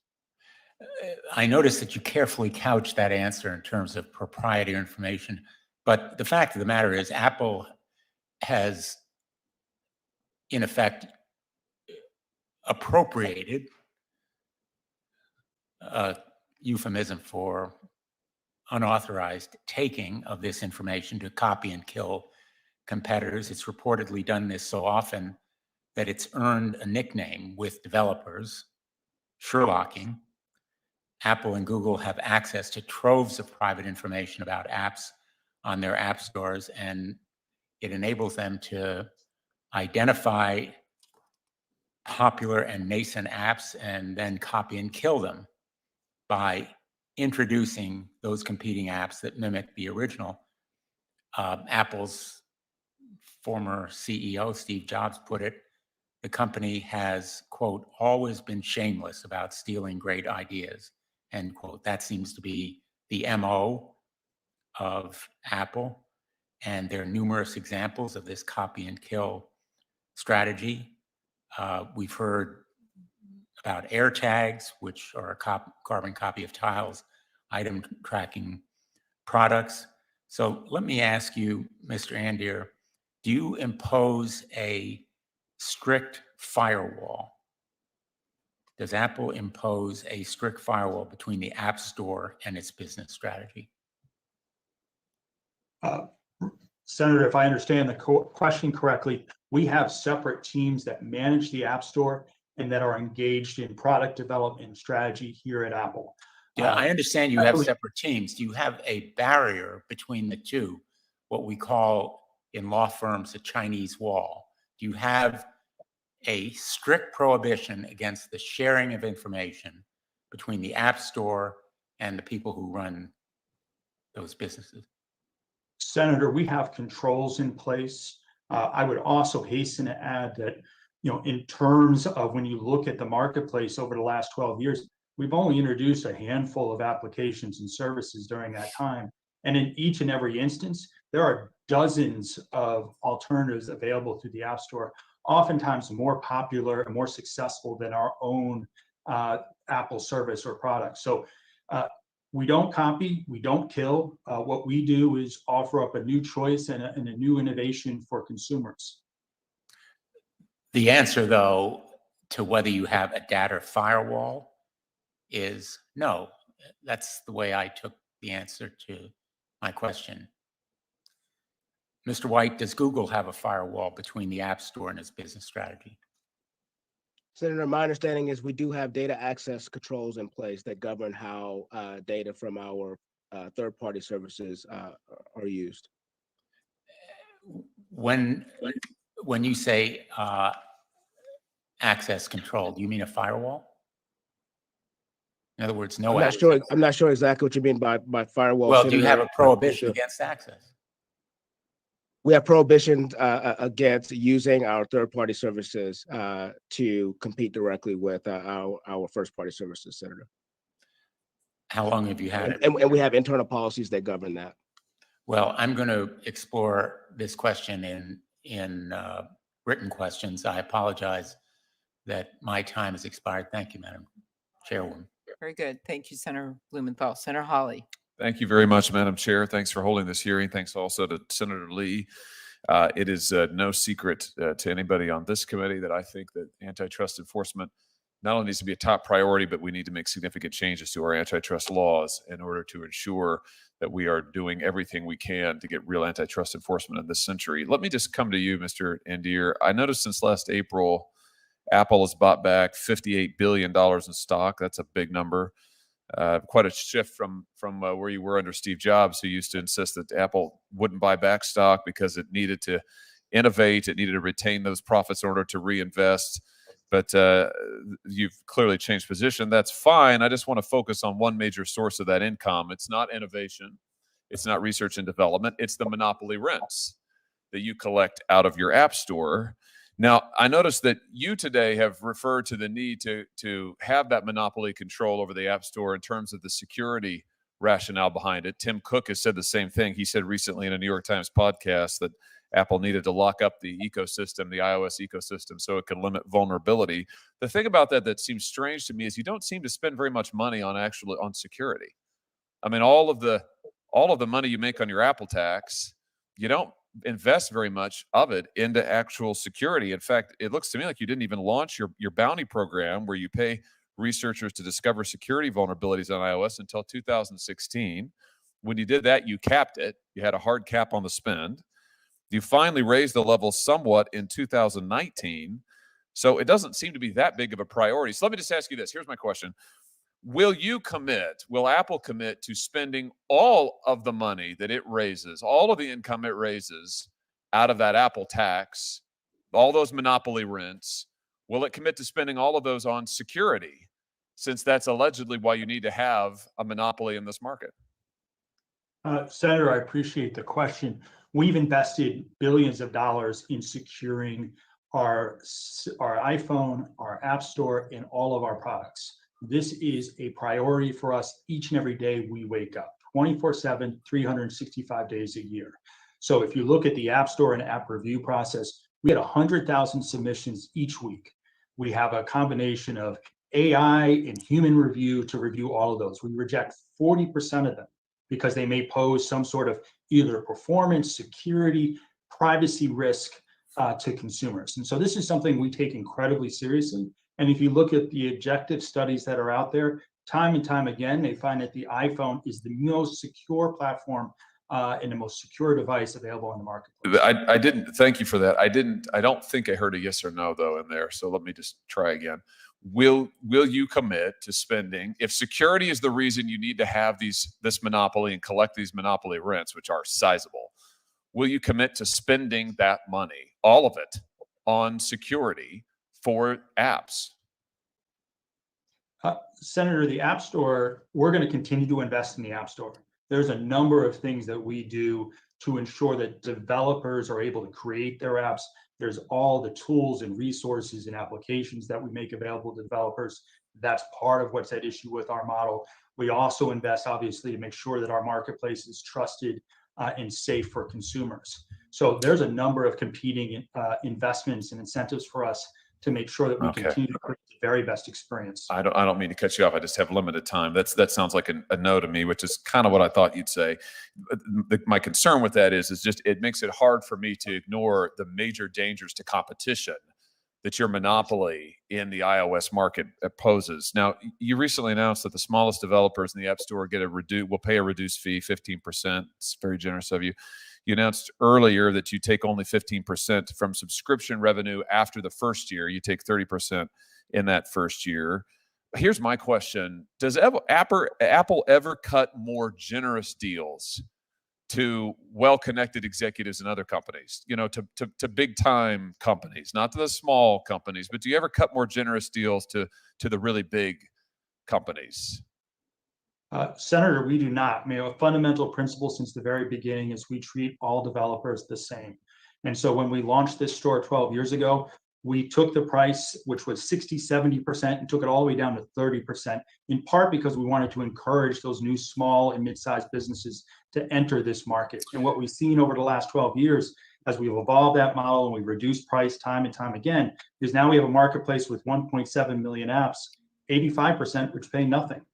So we think it's been an incredible benefit to startups, to small and mid-sized businesses, and individual entrepreneurs. Well, I find that answer strange because the House Judiciary Antitrust Subcommittee uncovered documents from 2016 that showed that Eddie Q of your company negotiated a deal directly with Jeff Bezos at Amazon for a special deal for Prime Video, whereby Apple would collect just 15% of the revenue from customers signing up within the Amazon app for Prime Video. Now, I'm curious on what basis these special terms were offered to Amazon.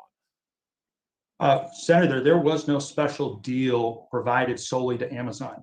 Those negotiations led to a new program on the App Store, the Premium Video Partner Program. There are over 200 developers that have taken advantage of this program, including Amazon.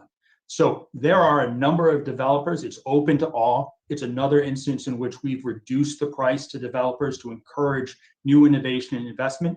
And we made those same terms available to every developer. So the program is the established program for premium subscription video entertainment providers, if I'm correct. What happened here, for those who are keeping score at home, is that years later, when it was discovered that Apple had given Amazon a special deal, Apple comes back and says, oh, no, we've had a program. It's established. It's this program for premium subscription video entertainment providers. That's a mouthful. Of course, premium subscription video entertainment providers means it wasn't by definition open to everybody. This is not the first time that Apple has done this. The House Antitrust Subcommittee revealed that Apple granted Baidu, that's a Chinese company, a fast track through the app review process and even assigned 2 employees to give Baidu concierge service. You've also given Netflix special deals that other smaller developers like AppHey didn't get, for example. It looks like to me, here's my point. It looks like to me that what you've done is you've been willing to cut special deals with other major companies who already have significant market power and have significant market share and could use it to squeeze you. But for smaller competitors who are trying to get into the market, for those guys and gals, there you really put the squeeze on them. Isn't that accurate? Respectfully, Senator, it is not.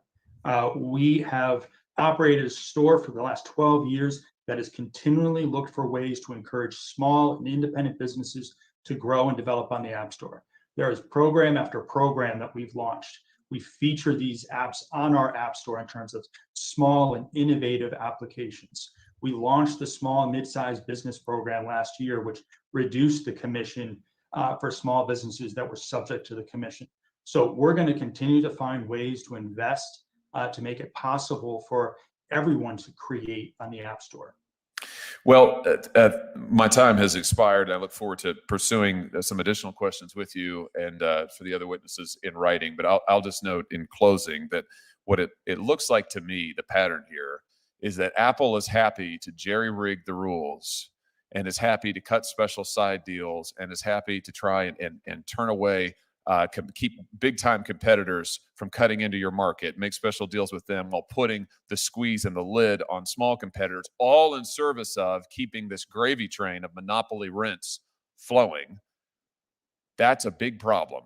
And it's one I think that it's time that we addressed. And that's one of the reasons I'm glad we've had this hearing today. Thank you, Madam Chair. Thank you very much, Senator Hawley. Next, Senator Ossoff.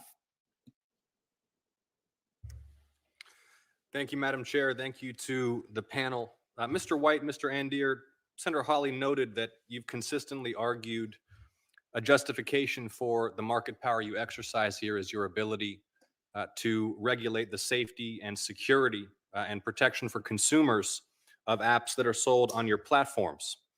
One of the things that I think is most distressing is that it's trivially easy to find apps on both of your platforms which are scams, which are promoted by, in some cases, hundreds or thousands of obviously fake positive reviews, and which trap users in billing arrangements that are expensive, punitive, improperly marketed. And it's very difficult to unsubscribe from some of these monthly billing arrangements.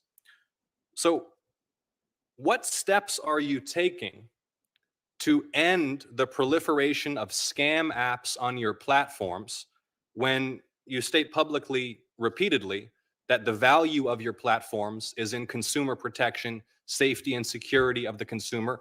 And why do we rely upon open source reporting and journalists to find all of these apps that are trivially easy to identify as scams? Mr. Andeer, go ahead, please. Sure. Thank you, Senator. We've invested tens of millions, hundreds of millions of dollars in hardening and improving security, literally billions of dollars over the years. Unfortunately, security and fraud is a cat and mouse game. Any retailer will tell you that. And so we're constantly working to improve, and we do that in a variety of ways. Internally, we're investing in more resources, more technologies, more tools to make sure that we can catch these wrongdoers. We reject thousands, tens of thousands of apps each year that pose a risk to our consumers, whether it's from the perspective of security or from fraud. We also rely on our external community.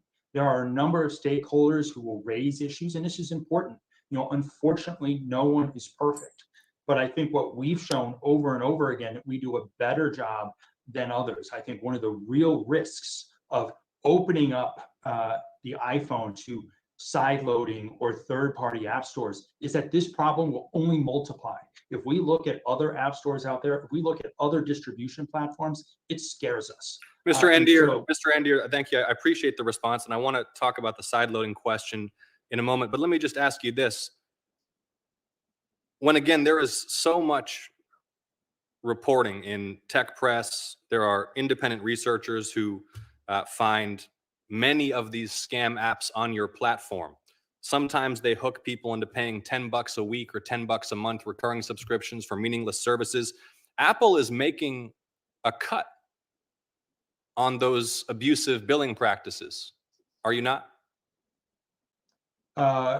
Respectfully, Senator, I don't believe that's the case. If we find fraud, if we find a problem, we're able to rectify that very quickly, and we do each and every day. So if you identify an app, Mr. Andeer, that is obviously engaged in scam billing practices, does Apple refund all of Apple's revenues derived from those scam billing practices to the consumer? Senator, that's my understanding. There's obviously a dedicated team here at Apple who works this each and every day. But my understanding is that we work hard to make sure that the customer is in a whole position. That's our focus at the end of the day. If we lose the trust of our customers, that's going to hurt us. Mr. White, another question about consumer safety, privacy, and security. Certain apps available through Google's platform as well as Apple's platform have included software development kits, SDKs, which send user location data to third parties, often location data brokers. There's a massive market for this data. Governments buy it, corporations buy it, spies buy it. In one prominent example, a location data company called Xmode sold consumer data to defense contractors derived from its SDK on products sold on both the Apple and Google stores. Both companies announced they'd banned the products, but researchers continue to find the Xmode SDK Mr. White, in hundreds of Android apps even after the ban. Are any Xmode SDKs still present on apps sold on Google's store? And what steps are you taking to protect your users from the sale of location data to data brokers? Thank you, Mr. Ossoff. It's a really good question. And the security issue, as Mr. Andeer said, it really is a difficult one, and one we have to invest in heavily to stay in front of. And that's why on every Android device that has Google services, we require that those devices have Google Play Protect. It's our security monitoring service, which scans 100 billion app installs every day. And just in 2019, Google Play Protect removed 1.9 billion instances of malware and other security vulnerabilities from non-Google Play sources, just to give you a sense of the scale at which we're trying to attack But this. to be clear, Mr. White, and just given my limited time, I'm referring to SDKs which perhaps should be classified as malware, but are not currently classified as malware. Do you agree that the data broker market is exploitive and abusive, and that most of your users have no idea how much information is flowing to these data brokers? One of the things, Senator, that we take very seriously is our responsibility to keep the users who come to Google Play for a safe and enjoyable experience, to keep them safe. And that's why we have policies in place. And if developers violate those policies, we review every app that's submitted to the Google Play Store, whether it's a new submission or an update to an existing app, before it's published. And as Mr. Andeer said, similarly, we have that's a combination of human review and automated tools. Mr. White, will you please provide to this committee within 30 days an assessment of whether any Xmode SDK malware or any other Xmode SDK technology remains on apps sold on the Google Store? Yes, Senator, happy to look into that and follow up with your office with more details there. And I'd like you to commit to providing that information, not just to looking into it, please. Sounds good, Senator. Will do. Thank you so much. Finally, Mr. Cooper, thank you for joining us today. Mobile apps collect, use, and store a massive array of sensitive personal data. Do you believe we need legislation that would ensure that the privacy policies provided by app developers and app stores disclose in plain English that's decipherable to everyone all data collection practices, data storage practices, and third parties to whom such data might be sold? Yes. That was in fact the thrust of the second half of my recommendations, because the demand side, it turns out, is as important as the supply side. And if you liberate these folks, they won't get any place if the consumer doesn't have sovereignty. So the idea of open, fair, actionable information provided to consumers, true consumer choice, is absolutely critical. The interesting thing here is that this is one area in particular, there may be others, where it may not be the antitrust authorities who you want to do that, because it's not the kind of thing they do. They don't engage in behavioral regulation. They actually avoid it as best they can. So this is one area where you really need standalone legislation, and we need to have a good conversation about who the regulator should be. We may not have any in our society. We may have to create a new office. We can look around, but there's no doubt that if you don't fix the demand side and the flow of information and give consumers back their sovereignty, which they have lost to these platforms, you will not get very far towards promoting competition. Thank you, Dr. Cooper. Thank you, Madam Chair. Okay, thank you very much, Senator Ossoff. Good job. Before I turn to Senator Blackburn, just some submissions for the record from John Bergmeyer, Charlotte Slayman, and Alex Petros at Public Knowledge, from Morgan Reed at the App Association, from Bruce Gustafson and Sarah Richard at Developers Alliance, from Megan DeMuzio at the Coalition for App Fairness, from Tech Freedom, from Arthur Sidney of the Computer and Communications. We must have a good hearing, Senator Lee. From Arthur Sidney of the Computer and Communications Industry Association, and from Professor Michael Jacobidis of the London School of Business. I seek unanimous consent to enter these submissions into the record without objection. Senator Blackburn. Thank you, Madam Chairman. And yes, indeed, it is a good hearing. And I think that the witnesses see this is an area where there is a good bit of agreement. And picking up where Senator Ossoff left off, you know, there is frustration with some of the big tech providers when it comes to the issue of privacy and security. And Dr. Cooper, I appreciate your remarks. One of the questions we ask is, who owns the virtual you? Who owns the virtual you, which is you and your presence online? And to Mr. White from Google, we are fully aware that you collect this information and then you monetize this information. And so the question is, why should we trust that Google will not use this information to further entrench this data monopoly that they have going? So, Mr. White, why should we trust Google to not monetize this information and to benefit from it? And will Google commit? Since you didn't want to answer Senator Ossoff's question, I'll pose it to you a different way. Will Google commit?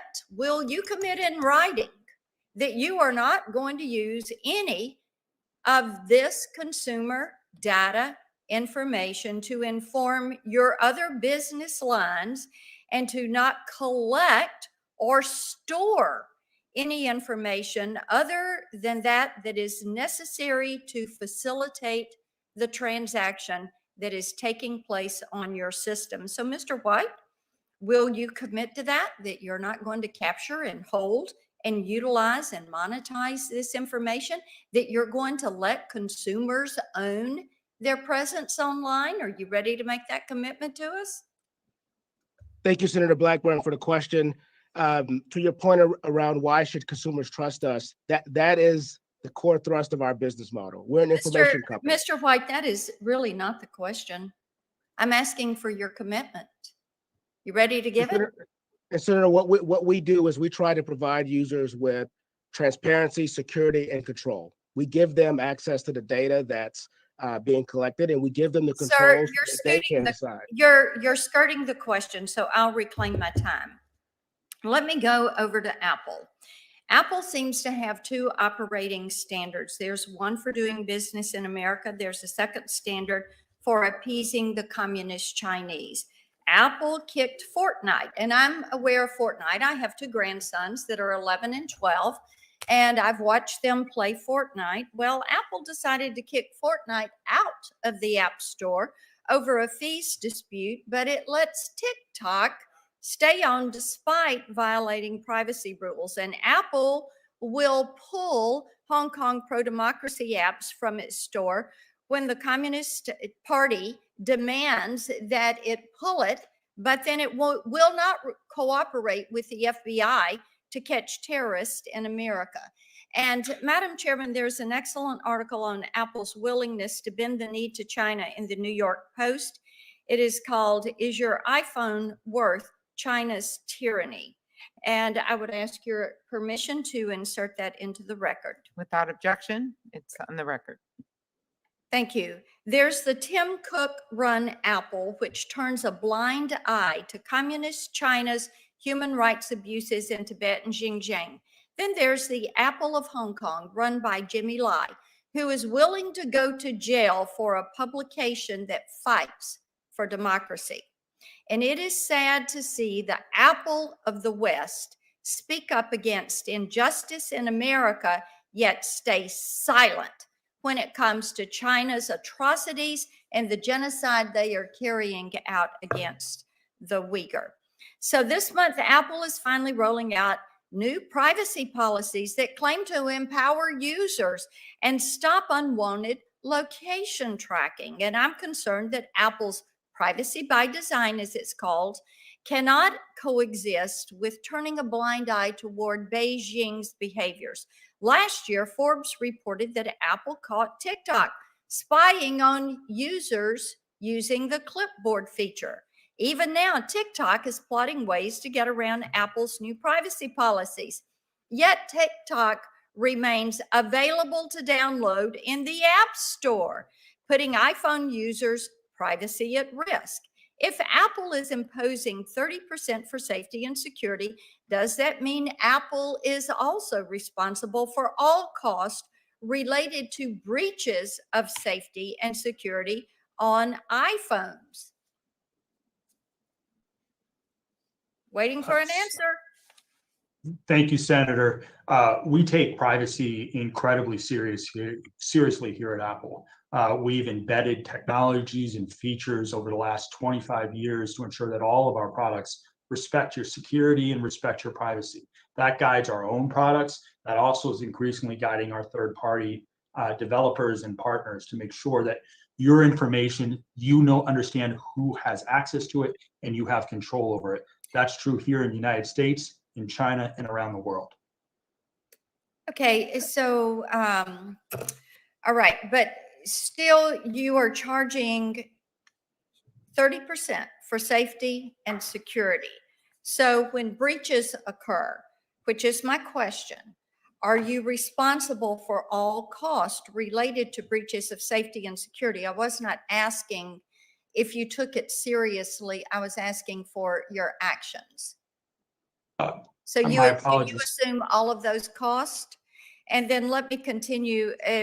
Let me ask you this. Are you telling Congress and the world writ large that you are charging this massive sum because this work is very difficult and that you do it well, that you have extraordinary security measures? And if that's the case, why should you get all the money but not take any of the responsibility for the breaches of safety and security on iPhones and iPads? Senator, we've thrown open the gates of the iPhone to third-party development. And from the very beginning, we've had a model to support that in terms of charging a commission for digital goods and services that supports all of the technology, resources, and other things that we pour into our developer program and to build the App Store. Part of that is security and privacy, absolutely. And it's something we'll continue to invest in and continue to work on. We now have a marketplace in which we have 1.7 million apps. 84% of them pay nothing. We are working tirelessly to create the best possible experience for both our customers and developers. Okay, I am running out of privacy time, security. but thank you for the answer. Mr. Sine, I have a question to you that will relate to that. I will submit it to you for You a can written answer. ask him now if you. Oh, okay, thank you. Let me ask you, with Match, you all have an app. So how do Apple and Google use safety as a pretext for controlling what apps can or can't do in the App Store? And how do you see them selectively applying standards to disfavored apps? Because I can't get a straight answer from either of them. And I've been listening to the hearing in my office, and I have heard a lot of hot air and generalities and not a lot of specifics. Yes, Senator. The reality for us is we don't see a lot in terms of safety that they're talking about that they provide to us. Again, as we mentioned, they don't even do the basic, which you would think is limiting underage users from downloading our apps when they know that those users are underage. We've actually seen them, as I mentioned, in Taiwan, block our app because we wanted to do ID verification. They've blocked other versions of our app because we wanted to do multi-factor authentication, telling us that it was inappropriate for us to mandate 2 forms of identification in order to make sure that someone could access our app because we wanted to make sure it was the right person. So when Apple talks about the need for safety, security, et cetera, the reality is if it's really about safety, security, et cetera, in-app payment would be applied to every app on the platform, not just 15%, because we all have users. Thank you for the clarification. Mr. Gutierrez, I will come to you for a question written. I spoke to the House of Lords in the UK yesterday on a couple of things, so I'll just send those to you in writing. And Madam Chairman, you were generous with the time. I think this shows exactly why we need to move forward with privacy, data security, antitrust, and Section 230 reforms in order to provide protection for consumers in the virtual space. Excellent. Thank you very much, Senator Blackburn. Senator Lee. Thank you, Madam Chair. When Senator Blackburn referred to the House of Lords a minute ago, I flinched a little bit because usually that's used as a denigrating reference to the Senate, but glad to know you were talking about the actual House of Lords. Mr. Gutierrez, let's start with you in this round. A recent filing in the Epic versus Apple case contains some quotes, some quoted discussions with Philip Shoemaker, Apple's director of App Store review from 2009 until 2016. Shoemaker said that Apple had used the App Store, quote, as a weapon against competitors, close quote, and has rejected or delayed competing apps on pretextual grounds. He further explained that although in theory, an iOS developer that's unhappy with Apple could simply leave the iOS platform and perhaps write only for Android and compete only in that space. So although they say that perhaps most app developers don't consider taking that step, and therefore don't consider abandoning iOS to be a viable, realistic option. So my question to you is, if developers can't leave, if they feel that's not a viable option, even if they're being abused or mistreated, how would an operating system ever feel the need to change? Why would they change if they've got a captive group of people who have no place else to go or who can't go? Senator, the reality is they won't do it out of their own initiative. They have to be forced to change. And that is why we were the first company to actually publicly, have the courage to come out and speak about these things. And then what's happened since then is this debate has really blossomed. This debate has really happened across both sides of the Atlantic. And now you see companies come in front of you. A coalition that we helped found now has 55 members and continues to grow. And it is only through companies speaking out about the real implications of their actions and, legislators and government agencies and enforcement agencies looking into these issues that they're ever going to change. Otherwise, they will continue to apply to these superficial pretexts and continue to behave exactly in the same way that they have in the past. Okay, something you just said maybe remember a question asked by Senator Klobuchar to another witness earlier in the hearing. When you talk about having the courage to talk about it, as a result of testifying today, did you feel fearful of retribution? Well, because we have a long history of engaging with Apple, I think they know better than to call us on the eve of our appearance here. But over the years, I can tell you right off the top of my head of at least 4 clear examples of threats and retaliation that we face with them, from the very existential threat of being removed from the App Store because we had decided not to implement the payment system going forward, to the clear statement to us that our app, even though at the time was the top grossing app on the app, it would never be promoted on the App Store or received any marketing because we were a competitor, to unilateral changes to the rules that retroactively outlawed things that we did in our products, to having to wait sometimes months for our app updates to be approved, even though they contain bug fixes and vulnerability fixes, as well as a number of other things. They basically thrown the book at us in a number of ways to make it hard for us to continue to sustain our decision to speak up. Thank you. Senator Lee, Yeah, let me make a point. You have raised the most important issue. I don't have a whole lot of time, so if you One of the most important ways to get people to come forward is to have a Department of Justice they believe in, that will listen to their complaints and carry them forward. And that's exactly what your job is to create that kind of Department of Justice. Because otherwise, they're naked. When they have a Department of Justice, they can tell you what the problem is. They can say it in public. That's why it's so necessary to pass legislation. Mr. Andeer, Apple frequently cites the need to protect users' privacy and security. Now, these are laudable goals. In fact, I'm an Apple customer for that reason and many others. And I appreciate Apple's sincere commitment not to sell my data and to protect my privacy.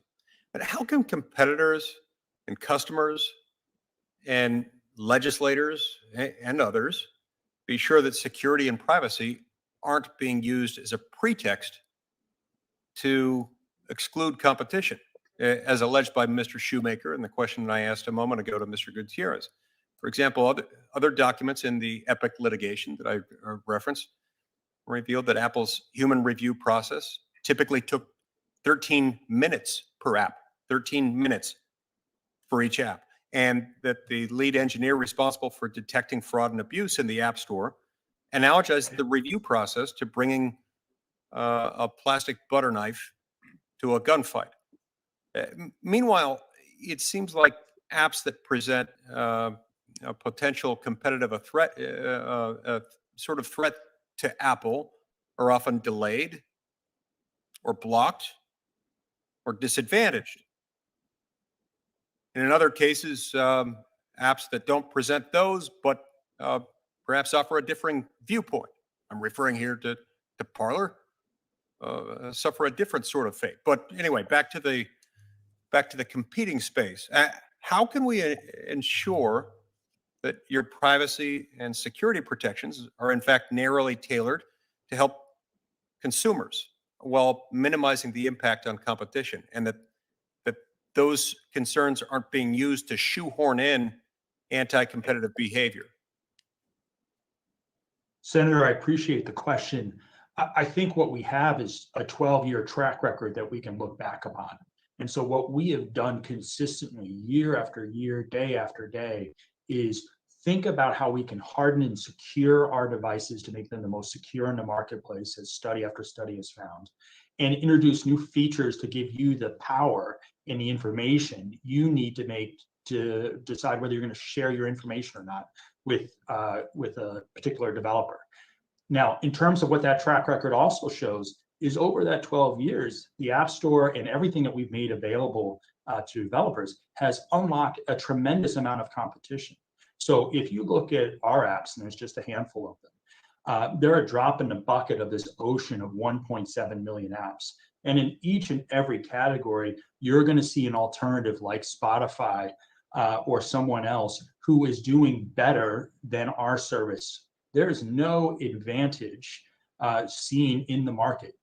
From my perspective, and I've been practicing this area for 20 years, I always look to the market for answers. And so I look to see what is happening. And when we see what's happening, we see that competitors are not just doing well on iPhone, they're thriving. Now, wait a minute. Is that what you were doing when you got publishers to fix the prices of ebooks? Is that the track record you're referring to, sir? Senator, no, I am not. That is a different business in terms of selling ebooks. It's a different business, yeah, but it was anti-competitive. And you're asking us to take your word for it here. And we've got witnesses here telling us that they're scared, that they're intimidated. What's your response to that? Senator, I would again look at our 12-year track record. So if you look at Spotify, they've been downloaded from the App Store nearly 500 million times. We have processed dozens, hundreds of updates for them over the years. They built the market-leading position in digital music streaming. If you look at Tinder and all the other brands it's acquired over the years, they have been downloaded hundreds of millions of times, and we processed thousands of updates. And so if you judge us by our track record, you'll see that we've not just not engaged in this kind of bad activity, we've been supporting these businesses, and we're going to continue to going forward. There's no evidence of retaliation. When you got publishers to fix the prices of ebooks, was that not part of your App Store business? Senator, no, it was not. It was part of our iBooks business, our iBookstore. And again, in that case, we were judged by the evidence. We may disagree with the outcomes, but we were judged by the evidence. All I'm saying is you can look at the evidence of the App Store over the last 12 years and see that it has created this incredible economic opportunity. It's still a store. It's still a store on iOS devices. Yes, it is, Senator. And it's been a store for nearly 12 years with the same basic business model. And all we've done time and time again is reduce prices and introduce flexibility for developers to create their amazing applications for our customers. Madam Chair, I see I'm dangerously over time. I apologize. That's okay. Do you have any more? You're good. It's fine. Okay, very good. All right, I have a few more questions here, and then we'll finish up. So, Mr. Andeer, you've argued in the past, in testimony before the Arizona House of Representatives, and in your written testimony, that the 30% commission is not just a payment processing fee, but it also reflects, as many of the other senators discussed with you, the secure app environment created by Apple and the fact that the App Store is like a studio for developers, providing developer applications and APIs to help them build apps. So first of all, I guess my question is similar to what you've heard before. If that was the case, it seems like all developers benefit from the secure Apple environment, and that all developers who roll in the Apple Developer Program for $99 get access to App Store developer tools. What benefits, in addition to payment processing, do the developers who must pay the in-app purchase commission get? It sounds like all they get is payment processing is an inflated price. I'm just trying to figure out the difference. And you've had a discussion, of course, with Senator Lee about the difference between dating and getting a ride, which was fascinating. One I will never forget. You've had a discussion with Senator Hawley about, why don't you just have the security fee charged, or there's just no way this can cost 30% of what they bring in, the security piece of it. So my question is, again, what benefits, in addition to payment processing, do the developers who must pay the in-app purchase commission get? Sure, Senator, and I appreciate the question. The model that we introduced along with opening up the iPhone to third-party development 12 years ago was simple. We said, hey, if you're going to sell a digital good or service, you're going to be subject to the commission. That supports all of the investments and all of the things we've done in terms of continuing to open up the iPhone in additional features and technologies. We've gone from 10,000 APIs to 250,000. We have launched frameworks and resources and software to make it incredibly easy for a developer to build an app. We have built a store that's now in 175 different countries with unique storefronts. We have an editorial team that features different applications and different developers. And so there's an incredible amount of investment that we make into the App Store and the technology platform that supports the store. And we recuperate that, and we drive that from the commission structure. And we think that's been a fair deal, and it's proven out over the last 12 years in the form of, we've got 1.7 million apps. We've got incredible rich array of content available to our consumers. So we see this as a business that's been great for developers. But wouldn't it be better for consumers if these guys were able to tell them that they could get cheaper rates somewhere else? Senator, I absolutely agree, and they all do.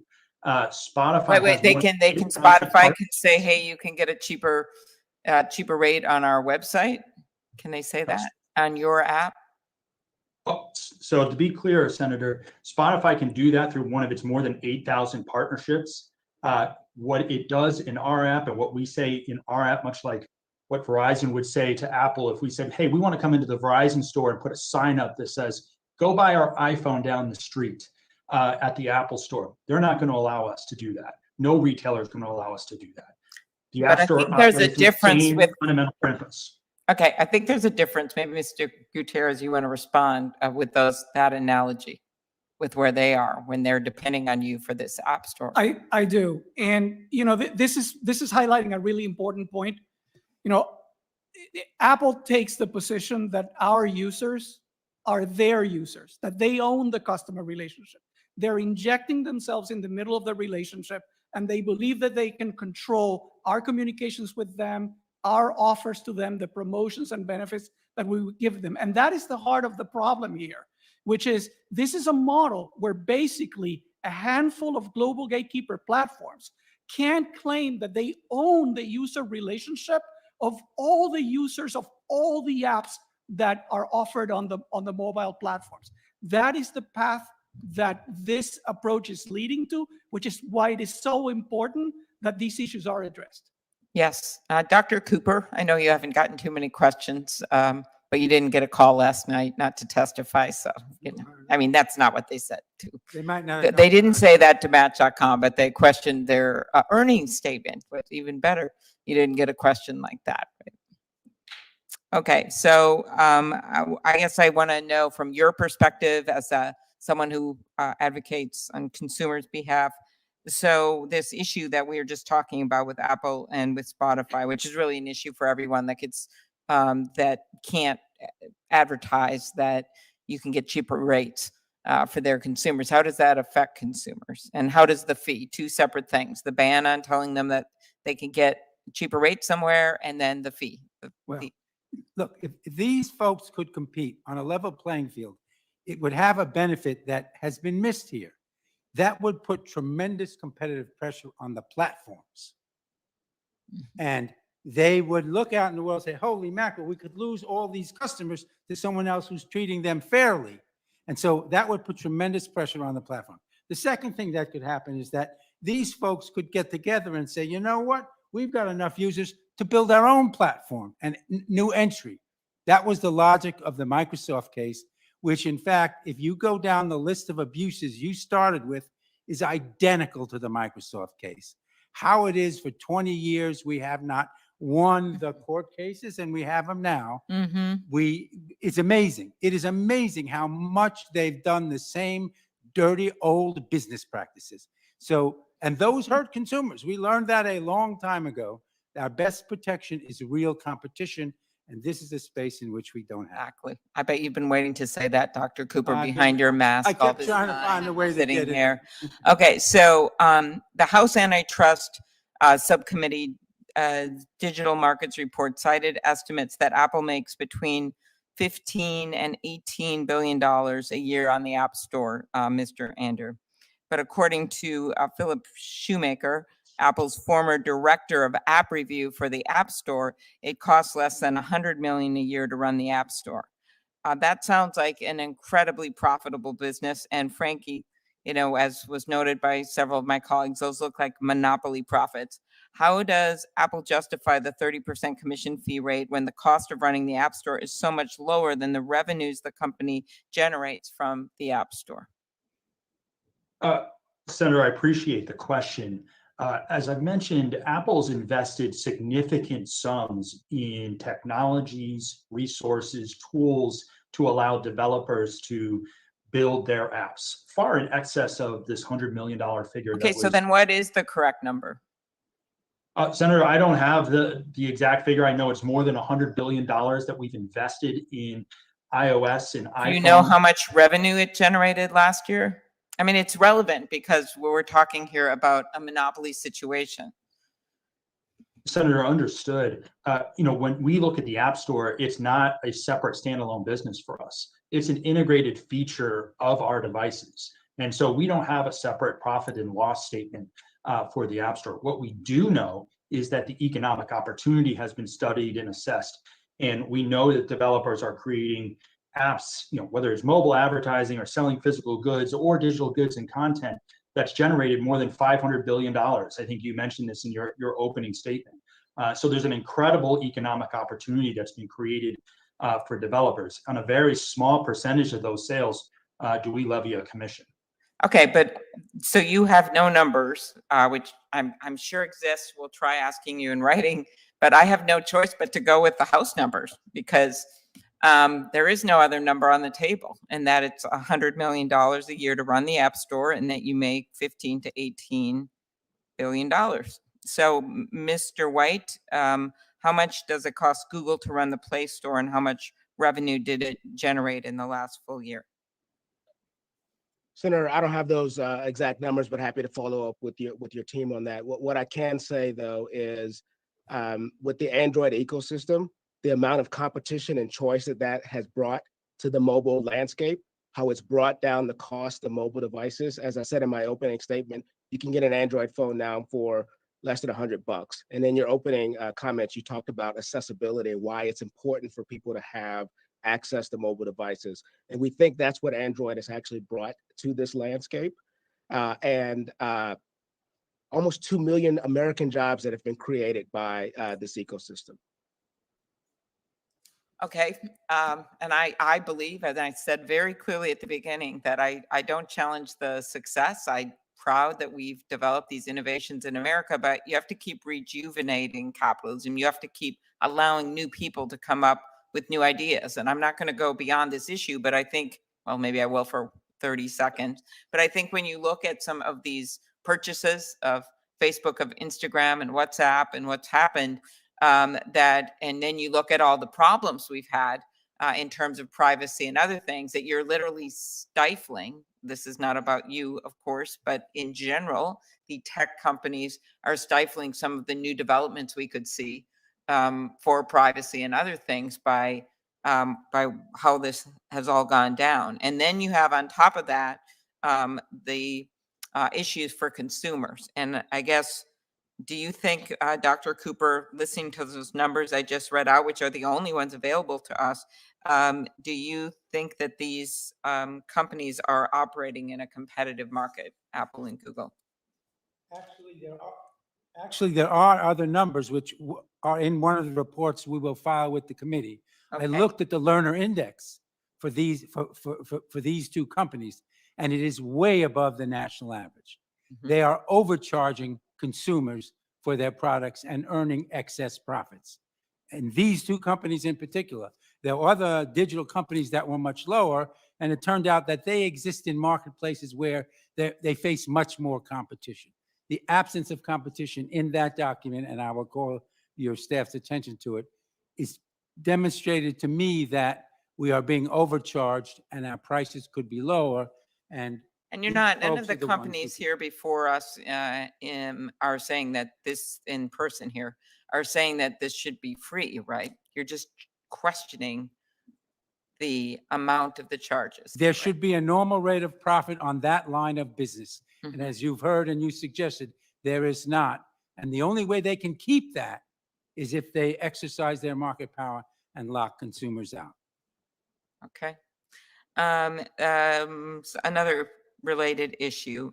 Mr. Gutierrez, some developers have raised concerns about App Store operators preferencing their own apps in App Store's searches so that their apps show up at the top of the search results. I remember a long time ago, this issue raised in a different context by Senator Lee. Do you share this concern?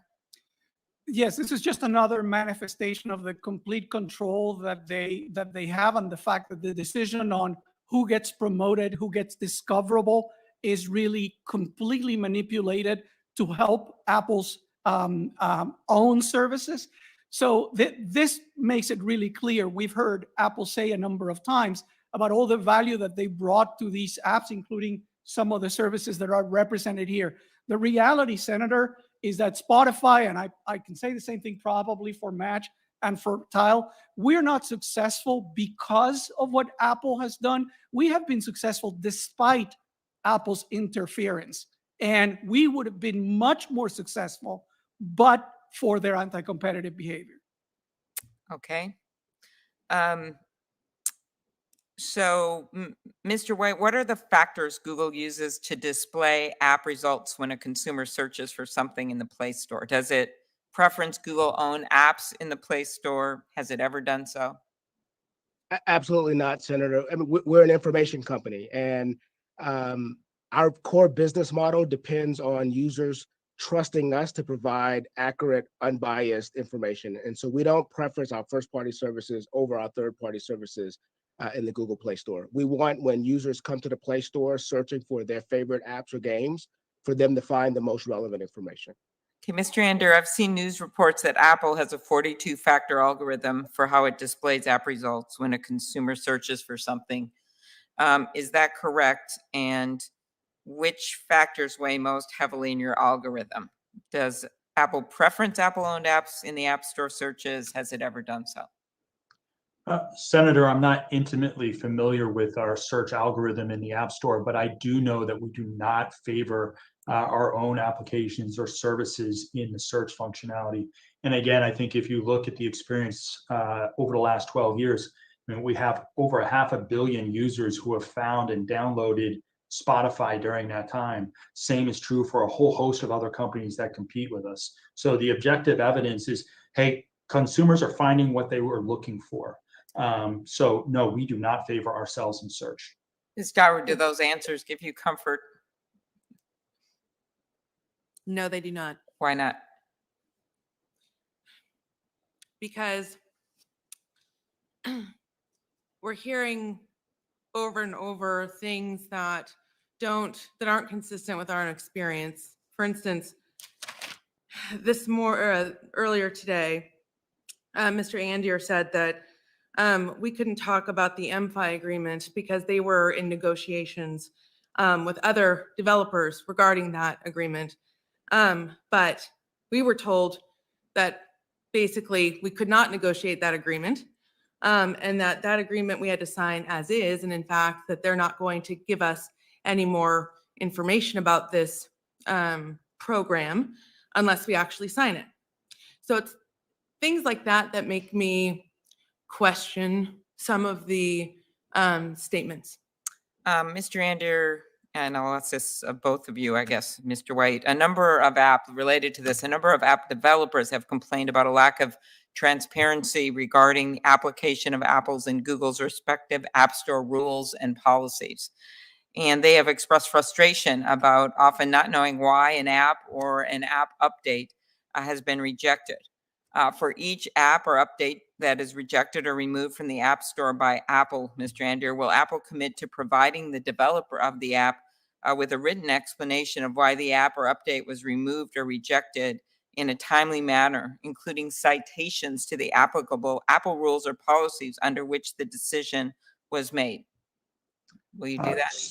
Senator, we do that today. We have guidelines, and we have for 12 years. We are in constant engagement and discussion with developers. As I mentioned, we get 100,000 submissions each week. We have to reject 40% of those, whether it's for performance, safety, security, or some other reason. In each and every instance, we try to communicate what the issues are, and we talk to thousands of developers each and every week. And Google answers on that? Yeah, thank you, Senator. Very good question. Very similarly, that's generally our practice today. I will say one caveat to that is if there is a serious security violation, we may remove that app more quickly just to make sure we're protecting our users and their devices. As I said, the Google Play Protect monitoring program scans 100 billion apps every day, right? And so if there is a major security violation, we will take that app off of the Play Store very quickly and then communicate with the developer on what the violation may have been. Okay. And Senator, whenever we do take enforcement actions like that, we do give our developer partners avenues for redress. They can appeal those decisions, and they can have those decisions reviewed again. And so we make sure that our developers are in constant communication on how they can be in compliance with those publicly stated policies. Anyone, anything on this? Want to respond, Mr. Gutierrez?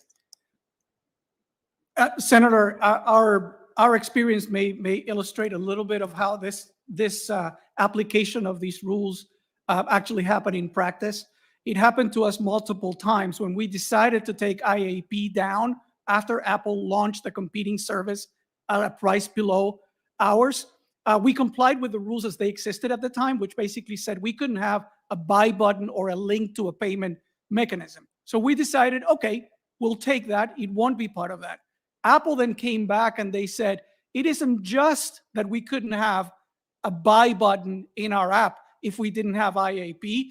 We couldn't even email our users to tell them about a way to upgrade. We couldn't mention in the app that they could get a premium app. We couldn't tell them that they were discounts or promotional plans that they could sign on. And then what happened is the month after we did that, after they had engaged in this extensive, expansive interpretation that wasn't supported by the rules, they changed the rules to retroactively support the interpretation that they had started applying in our case.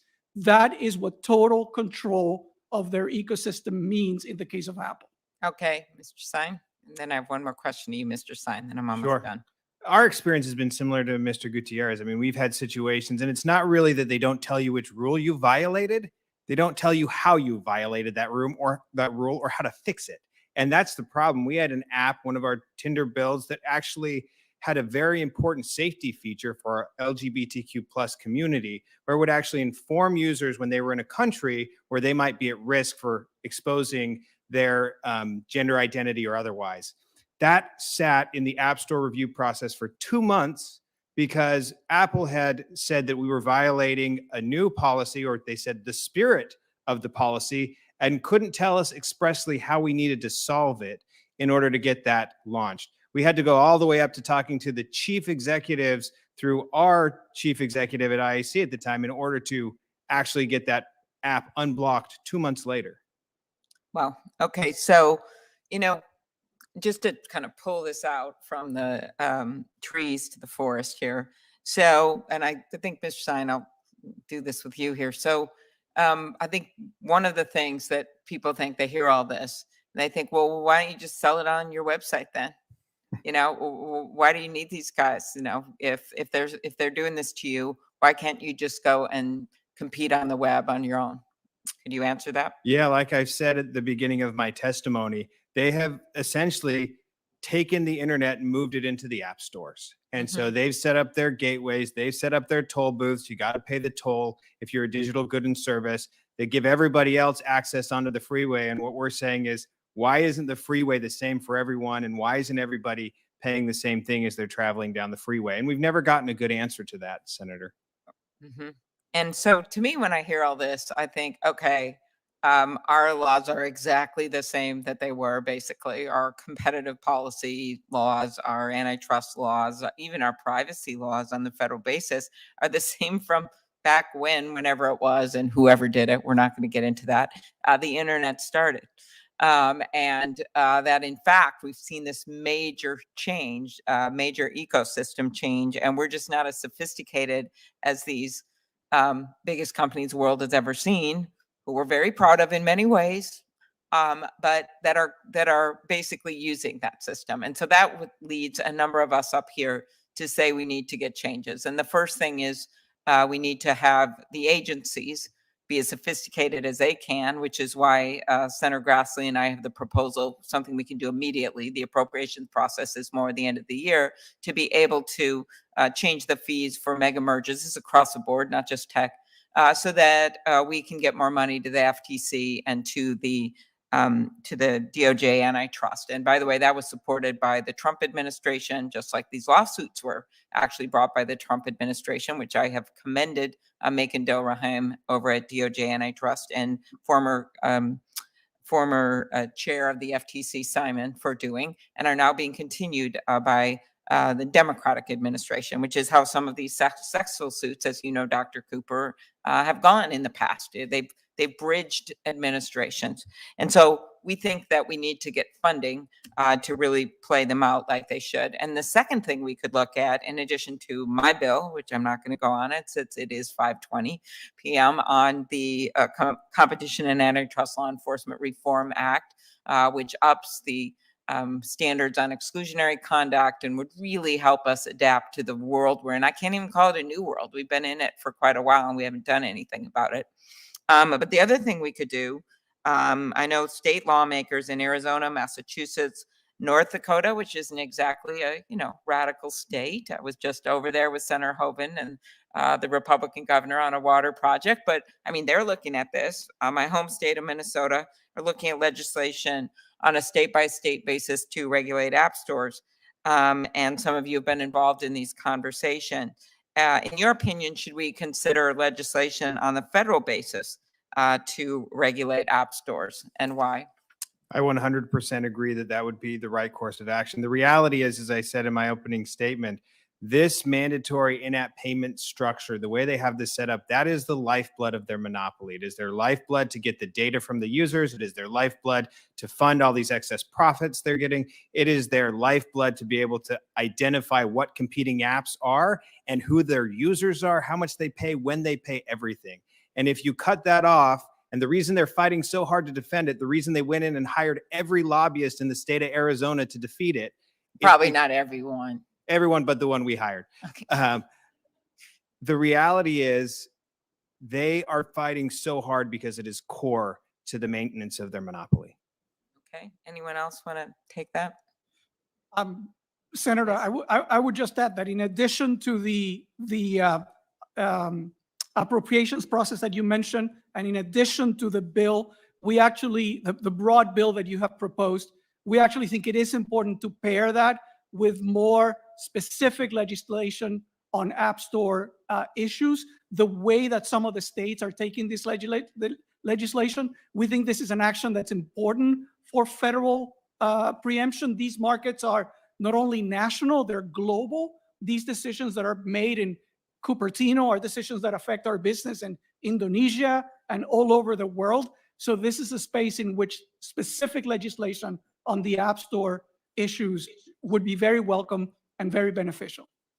Dr. Cooper? Senator, as soon as you get a bunch of states considering this legislation, these guys will come running to you, say, you got to give me federal legislation. And I've I can't experienced have this 50 before in other contexts, yes, but Yes, they'll want it, and they figure they have a better chance to negotiate with you than the individual state. you mean this subcommittee? I don't know about that. Well, this is the place, remarkable bipartisan. This is the place to fix the key things about the antitrust. No. I know, and this is the place where we should fix them. Yeah.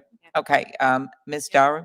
I just wanted to reiterate what Mr. Gutierrez said about having a specific App Store bill, just because the mobile phones are the gateway to so many aspects of our lives: banking, news, dating, music, health, fitness. And clearly there are abuses that have been exposed today and in the House report that need to be addressed. And we're concerned that if we wait for sweeping legislation or legislation that may need to be pulled out in the courts over several years to understand what the impact is to the mobile ecosystem, we could have more irreparable damage done to competition and innovation in America. I do want to commend you and your bill, because it is a great step in the right direction. We absolutely need strong prohibitions against exclusionary behavior and discriminatory behavior, but would just respectfully request that some consideration be given to an App Store specific bill. I mean, everything we're looking at, the newspapers allowing to, because of, what happened in Australia, what's happening right here, and other news organizations to combine their bargaining power, this idea of an App Store bill, some of the gateway bills. I still believe, and I'm the author of the newspaper one, and I'm going to work really hard to get it done this year. Just like you're talking about, I don't think we can wait. But the best thing would be to admit that we have a huge monopoly problem here across the board, and to just put in some stiffer rules and standards. And there is a number of Republicans right now, as I speak, that are with me on this, to even though they're not on my bill yet, but on pieces of that bill, to be able to make it easier to bring these cases. And that way, then some of this behavior stops, even if they're never brought in a case, because people know that it's a real thing. It's going to happen if they keep acting like that. And that's not just mergers going forward. It's also looking back at exclusionary conduct, as well as some of the other violations we've talked about. Senator Lee, do you want to close with anything? No. And thank you very much for holding this hearing. Thanks to each of you for being here. And Been very informative. right, exactly. And our two witnesses from Apple and Google, do you want to, I should give you an opportunity if you want to say anything about legislation and the like. Yes, Senator Klobuchar, and thank you. You're asking very important questions, particularly as it relates to funding of the enforcement agency. So we'll be happy to engage with you and other members of Congress as you work through these issues. But before I wrap this answer, I'd like to say that like each of the members on the panel here, the companies that are represented are important partners of ours, and they are raising issues. From where we sit, Senator, we're trying to keep at an ecosystem level, we're trying to keep the cost low for the ecosystem and keep our prices competitive with the numerous distribution channels that developers have available to them in this very dynamic industry. But I do worry that that may be difficult to do if in an effort to satisfy a very small but vocal set of primarily large companies, we damage the very foundation that has allowed the Android open source ecosystem to work so well for a much larger set of small and medium-sized businesses. That's the risk, and that's what we would want to engage with your office and other members of Congress on as you tackle these very important questions. Mr. Andeer? Senator, again, thank you for giving us the opportunity to participate today and share our perspective on this. When it comes to proposals, I spent a decade of my career in federal antitrust enforcement, both at the Federal Trade Commission and Department of Justice. I have a deep respect for what their role is in their job each and every day, and an understanding of how difficult it is. So I'm certainly a supporter for doubling, tripling down in terms of resources for those men and women that carry out a really important role each and every day. In terms of other issues, I've long appreciated your championing of competition. I recall when I was at the FTC, you raising issues around pharmaceutical mergers and other things that we took a very careful look at. So I've always been appreciative of your interest in this area, and we look forward to engaging with you in the future. Okay. Well, this has been quite informative, I think, for everyone. I think the facts that we've gathered here today are going to be useful for us for legislation, for the Justice Department. Just today or this week, we have the top 2 positions filled with the third one on the way. In the Justice Department, we have FTC commissioners being nominated, hearings. I was just at a hearing in Commerce for one of the nominees. And there's a lot happening and a lot of interest from the administration. And so, and I do want to just tick through this just from my perspective. We've got a situation where we've got the fees that are higher than I ever imagined. I was looking at furniture stores and I couldn't figure out why one major one wasn't on the App Store. That was about 3 weeks ago. And now I understand one, because they're just probably decided I'm not going to pay this high a fee, because I thought, did they do something wrong? Why can't I access this on my Apple? It's literally what I thought. I thought, oh, maybe they don't have one. Or maybe I do it this way. And I just think there's something pretty messed up about this, because as you said, it's kind of taken over the internet in that way. And the second point is this idea of, which we have to look further into, but self-preferencing and competing, having direct competition of their own products. And the third one is just this idea that consumers are literally that companies are being banned from telling consumers they can get a better deal. When they're on a monopoly, the only way they can be on and get to those consumers in a big way is through one of these 2 app stores, which are on different platforms. Obviously, people use those platforms for different reasons, but they each dominate those platforms. And so as I hear the arguments that I've heard today, point one, this argument that a lot of them pay nothing, and that's great. Well, that still doesn't inoculate a company from liability for anti-competitive conduct. We just have to remember that. And there's ways you could structure this. Obviously, regulators, my guess, are going to have to get involved. So you wouldn't be hurting all the small apps and the little apps out there, but you're just making this so that people are not hurt by monopoly conduct.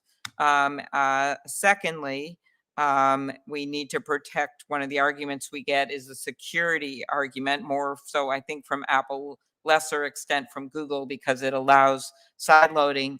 But of course, we have to protect security and privacy. But I think some of the arguments here made where there's got to be a better way to do this than a 30% charge for it.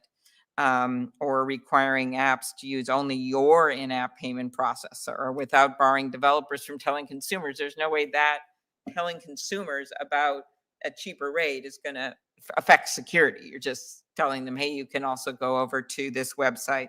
Third point made, that the App Store is built by them and they put incredible work into it, is true. So now they get to run it the way they want. Well, as been noted, you know, those were the arguments made in the past. That's, I'm sure, what Standard Oil said. I wasn't there back then.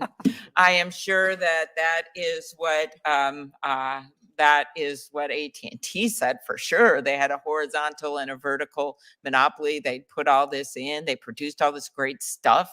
I know because I represented MCI shortly after that breakup, and as they were trying to get into local monopolies and to try to compete in that market. And I saw, despite this claim that the world was going to fall apart, in fact, the chairman of AT&T, after all this went down, said they were actually a stronger company because of it, because they were forced to compete. And we saw lower long distance rates. And we also saw this incredible launch of a cell phone industry, which, when you go back to the beginning, was nothing but cell phones the size of Gordon Gekko's in the movie Wall Street at the very beginning. So I just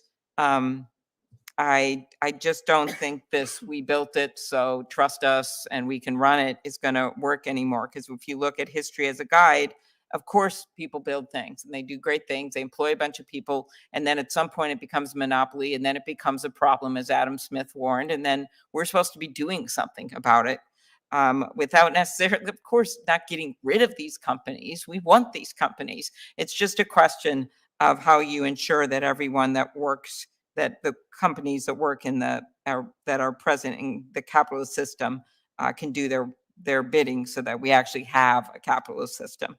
And so the point number 4, our app stores create jobs for many small entrepreneurs. We heard this. That's great. And those are great things. Fostering innovation in that way is important. But again, it's not an inoculation. And another way you really foster innovation is when you allow companies that get to a certain point where they actually can compete. We'll never know if Instagram could have competed against Facebook because they bought them, because they viewed them as disruptive, to use Mark Zuckerberg's own word. And so that's the same thing here. I don't think you can just say, well, just because someone is a little more in our line of business, online dating compared to car rides, well, that's different then. Or some music, or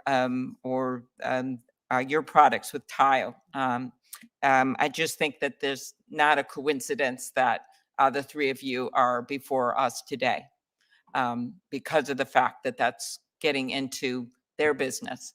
And I just don't see this differentiation, as Senator Lee so well pointed out. So with that, I will keep the hearing open for 2 weeks. I just made that up. We'll keep this, the record open for 2 weeks, and we look forward to following up on all this. We thank all of our witnesses for being with us through a lengthy hearing, and we look forward to working with you. The hearing is adjourned.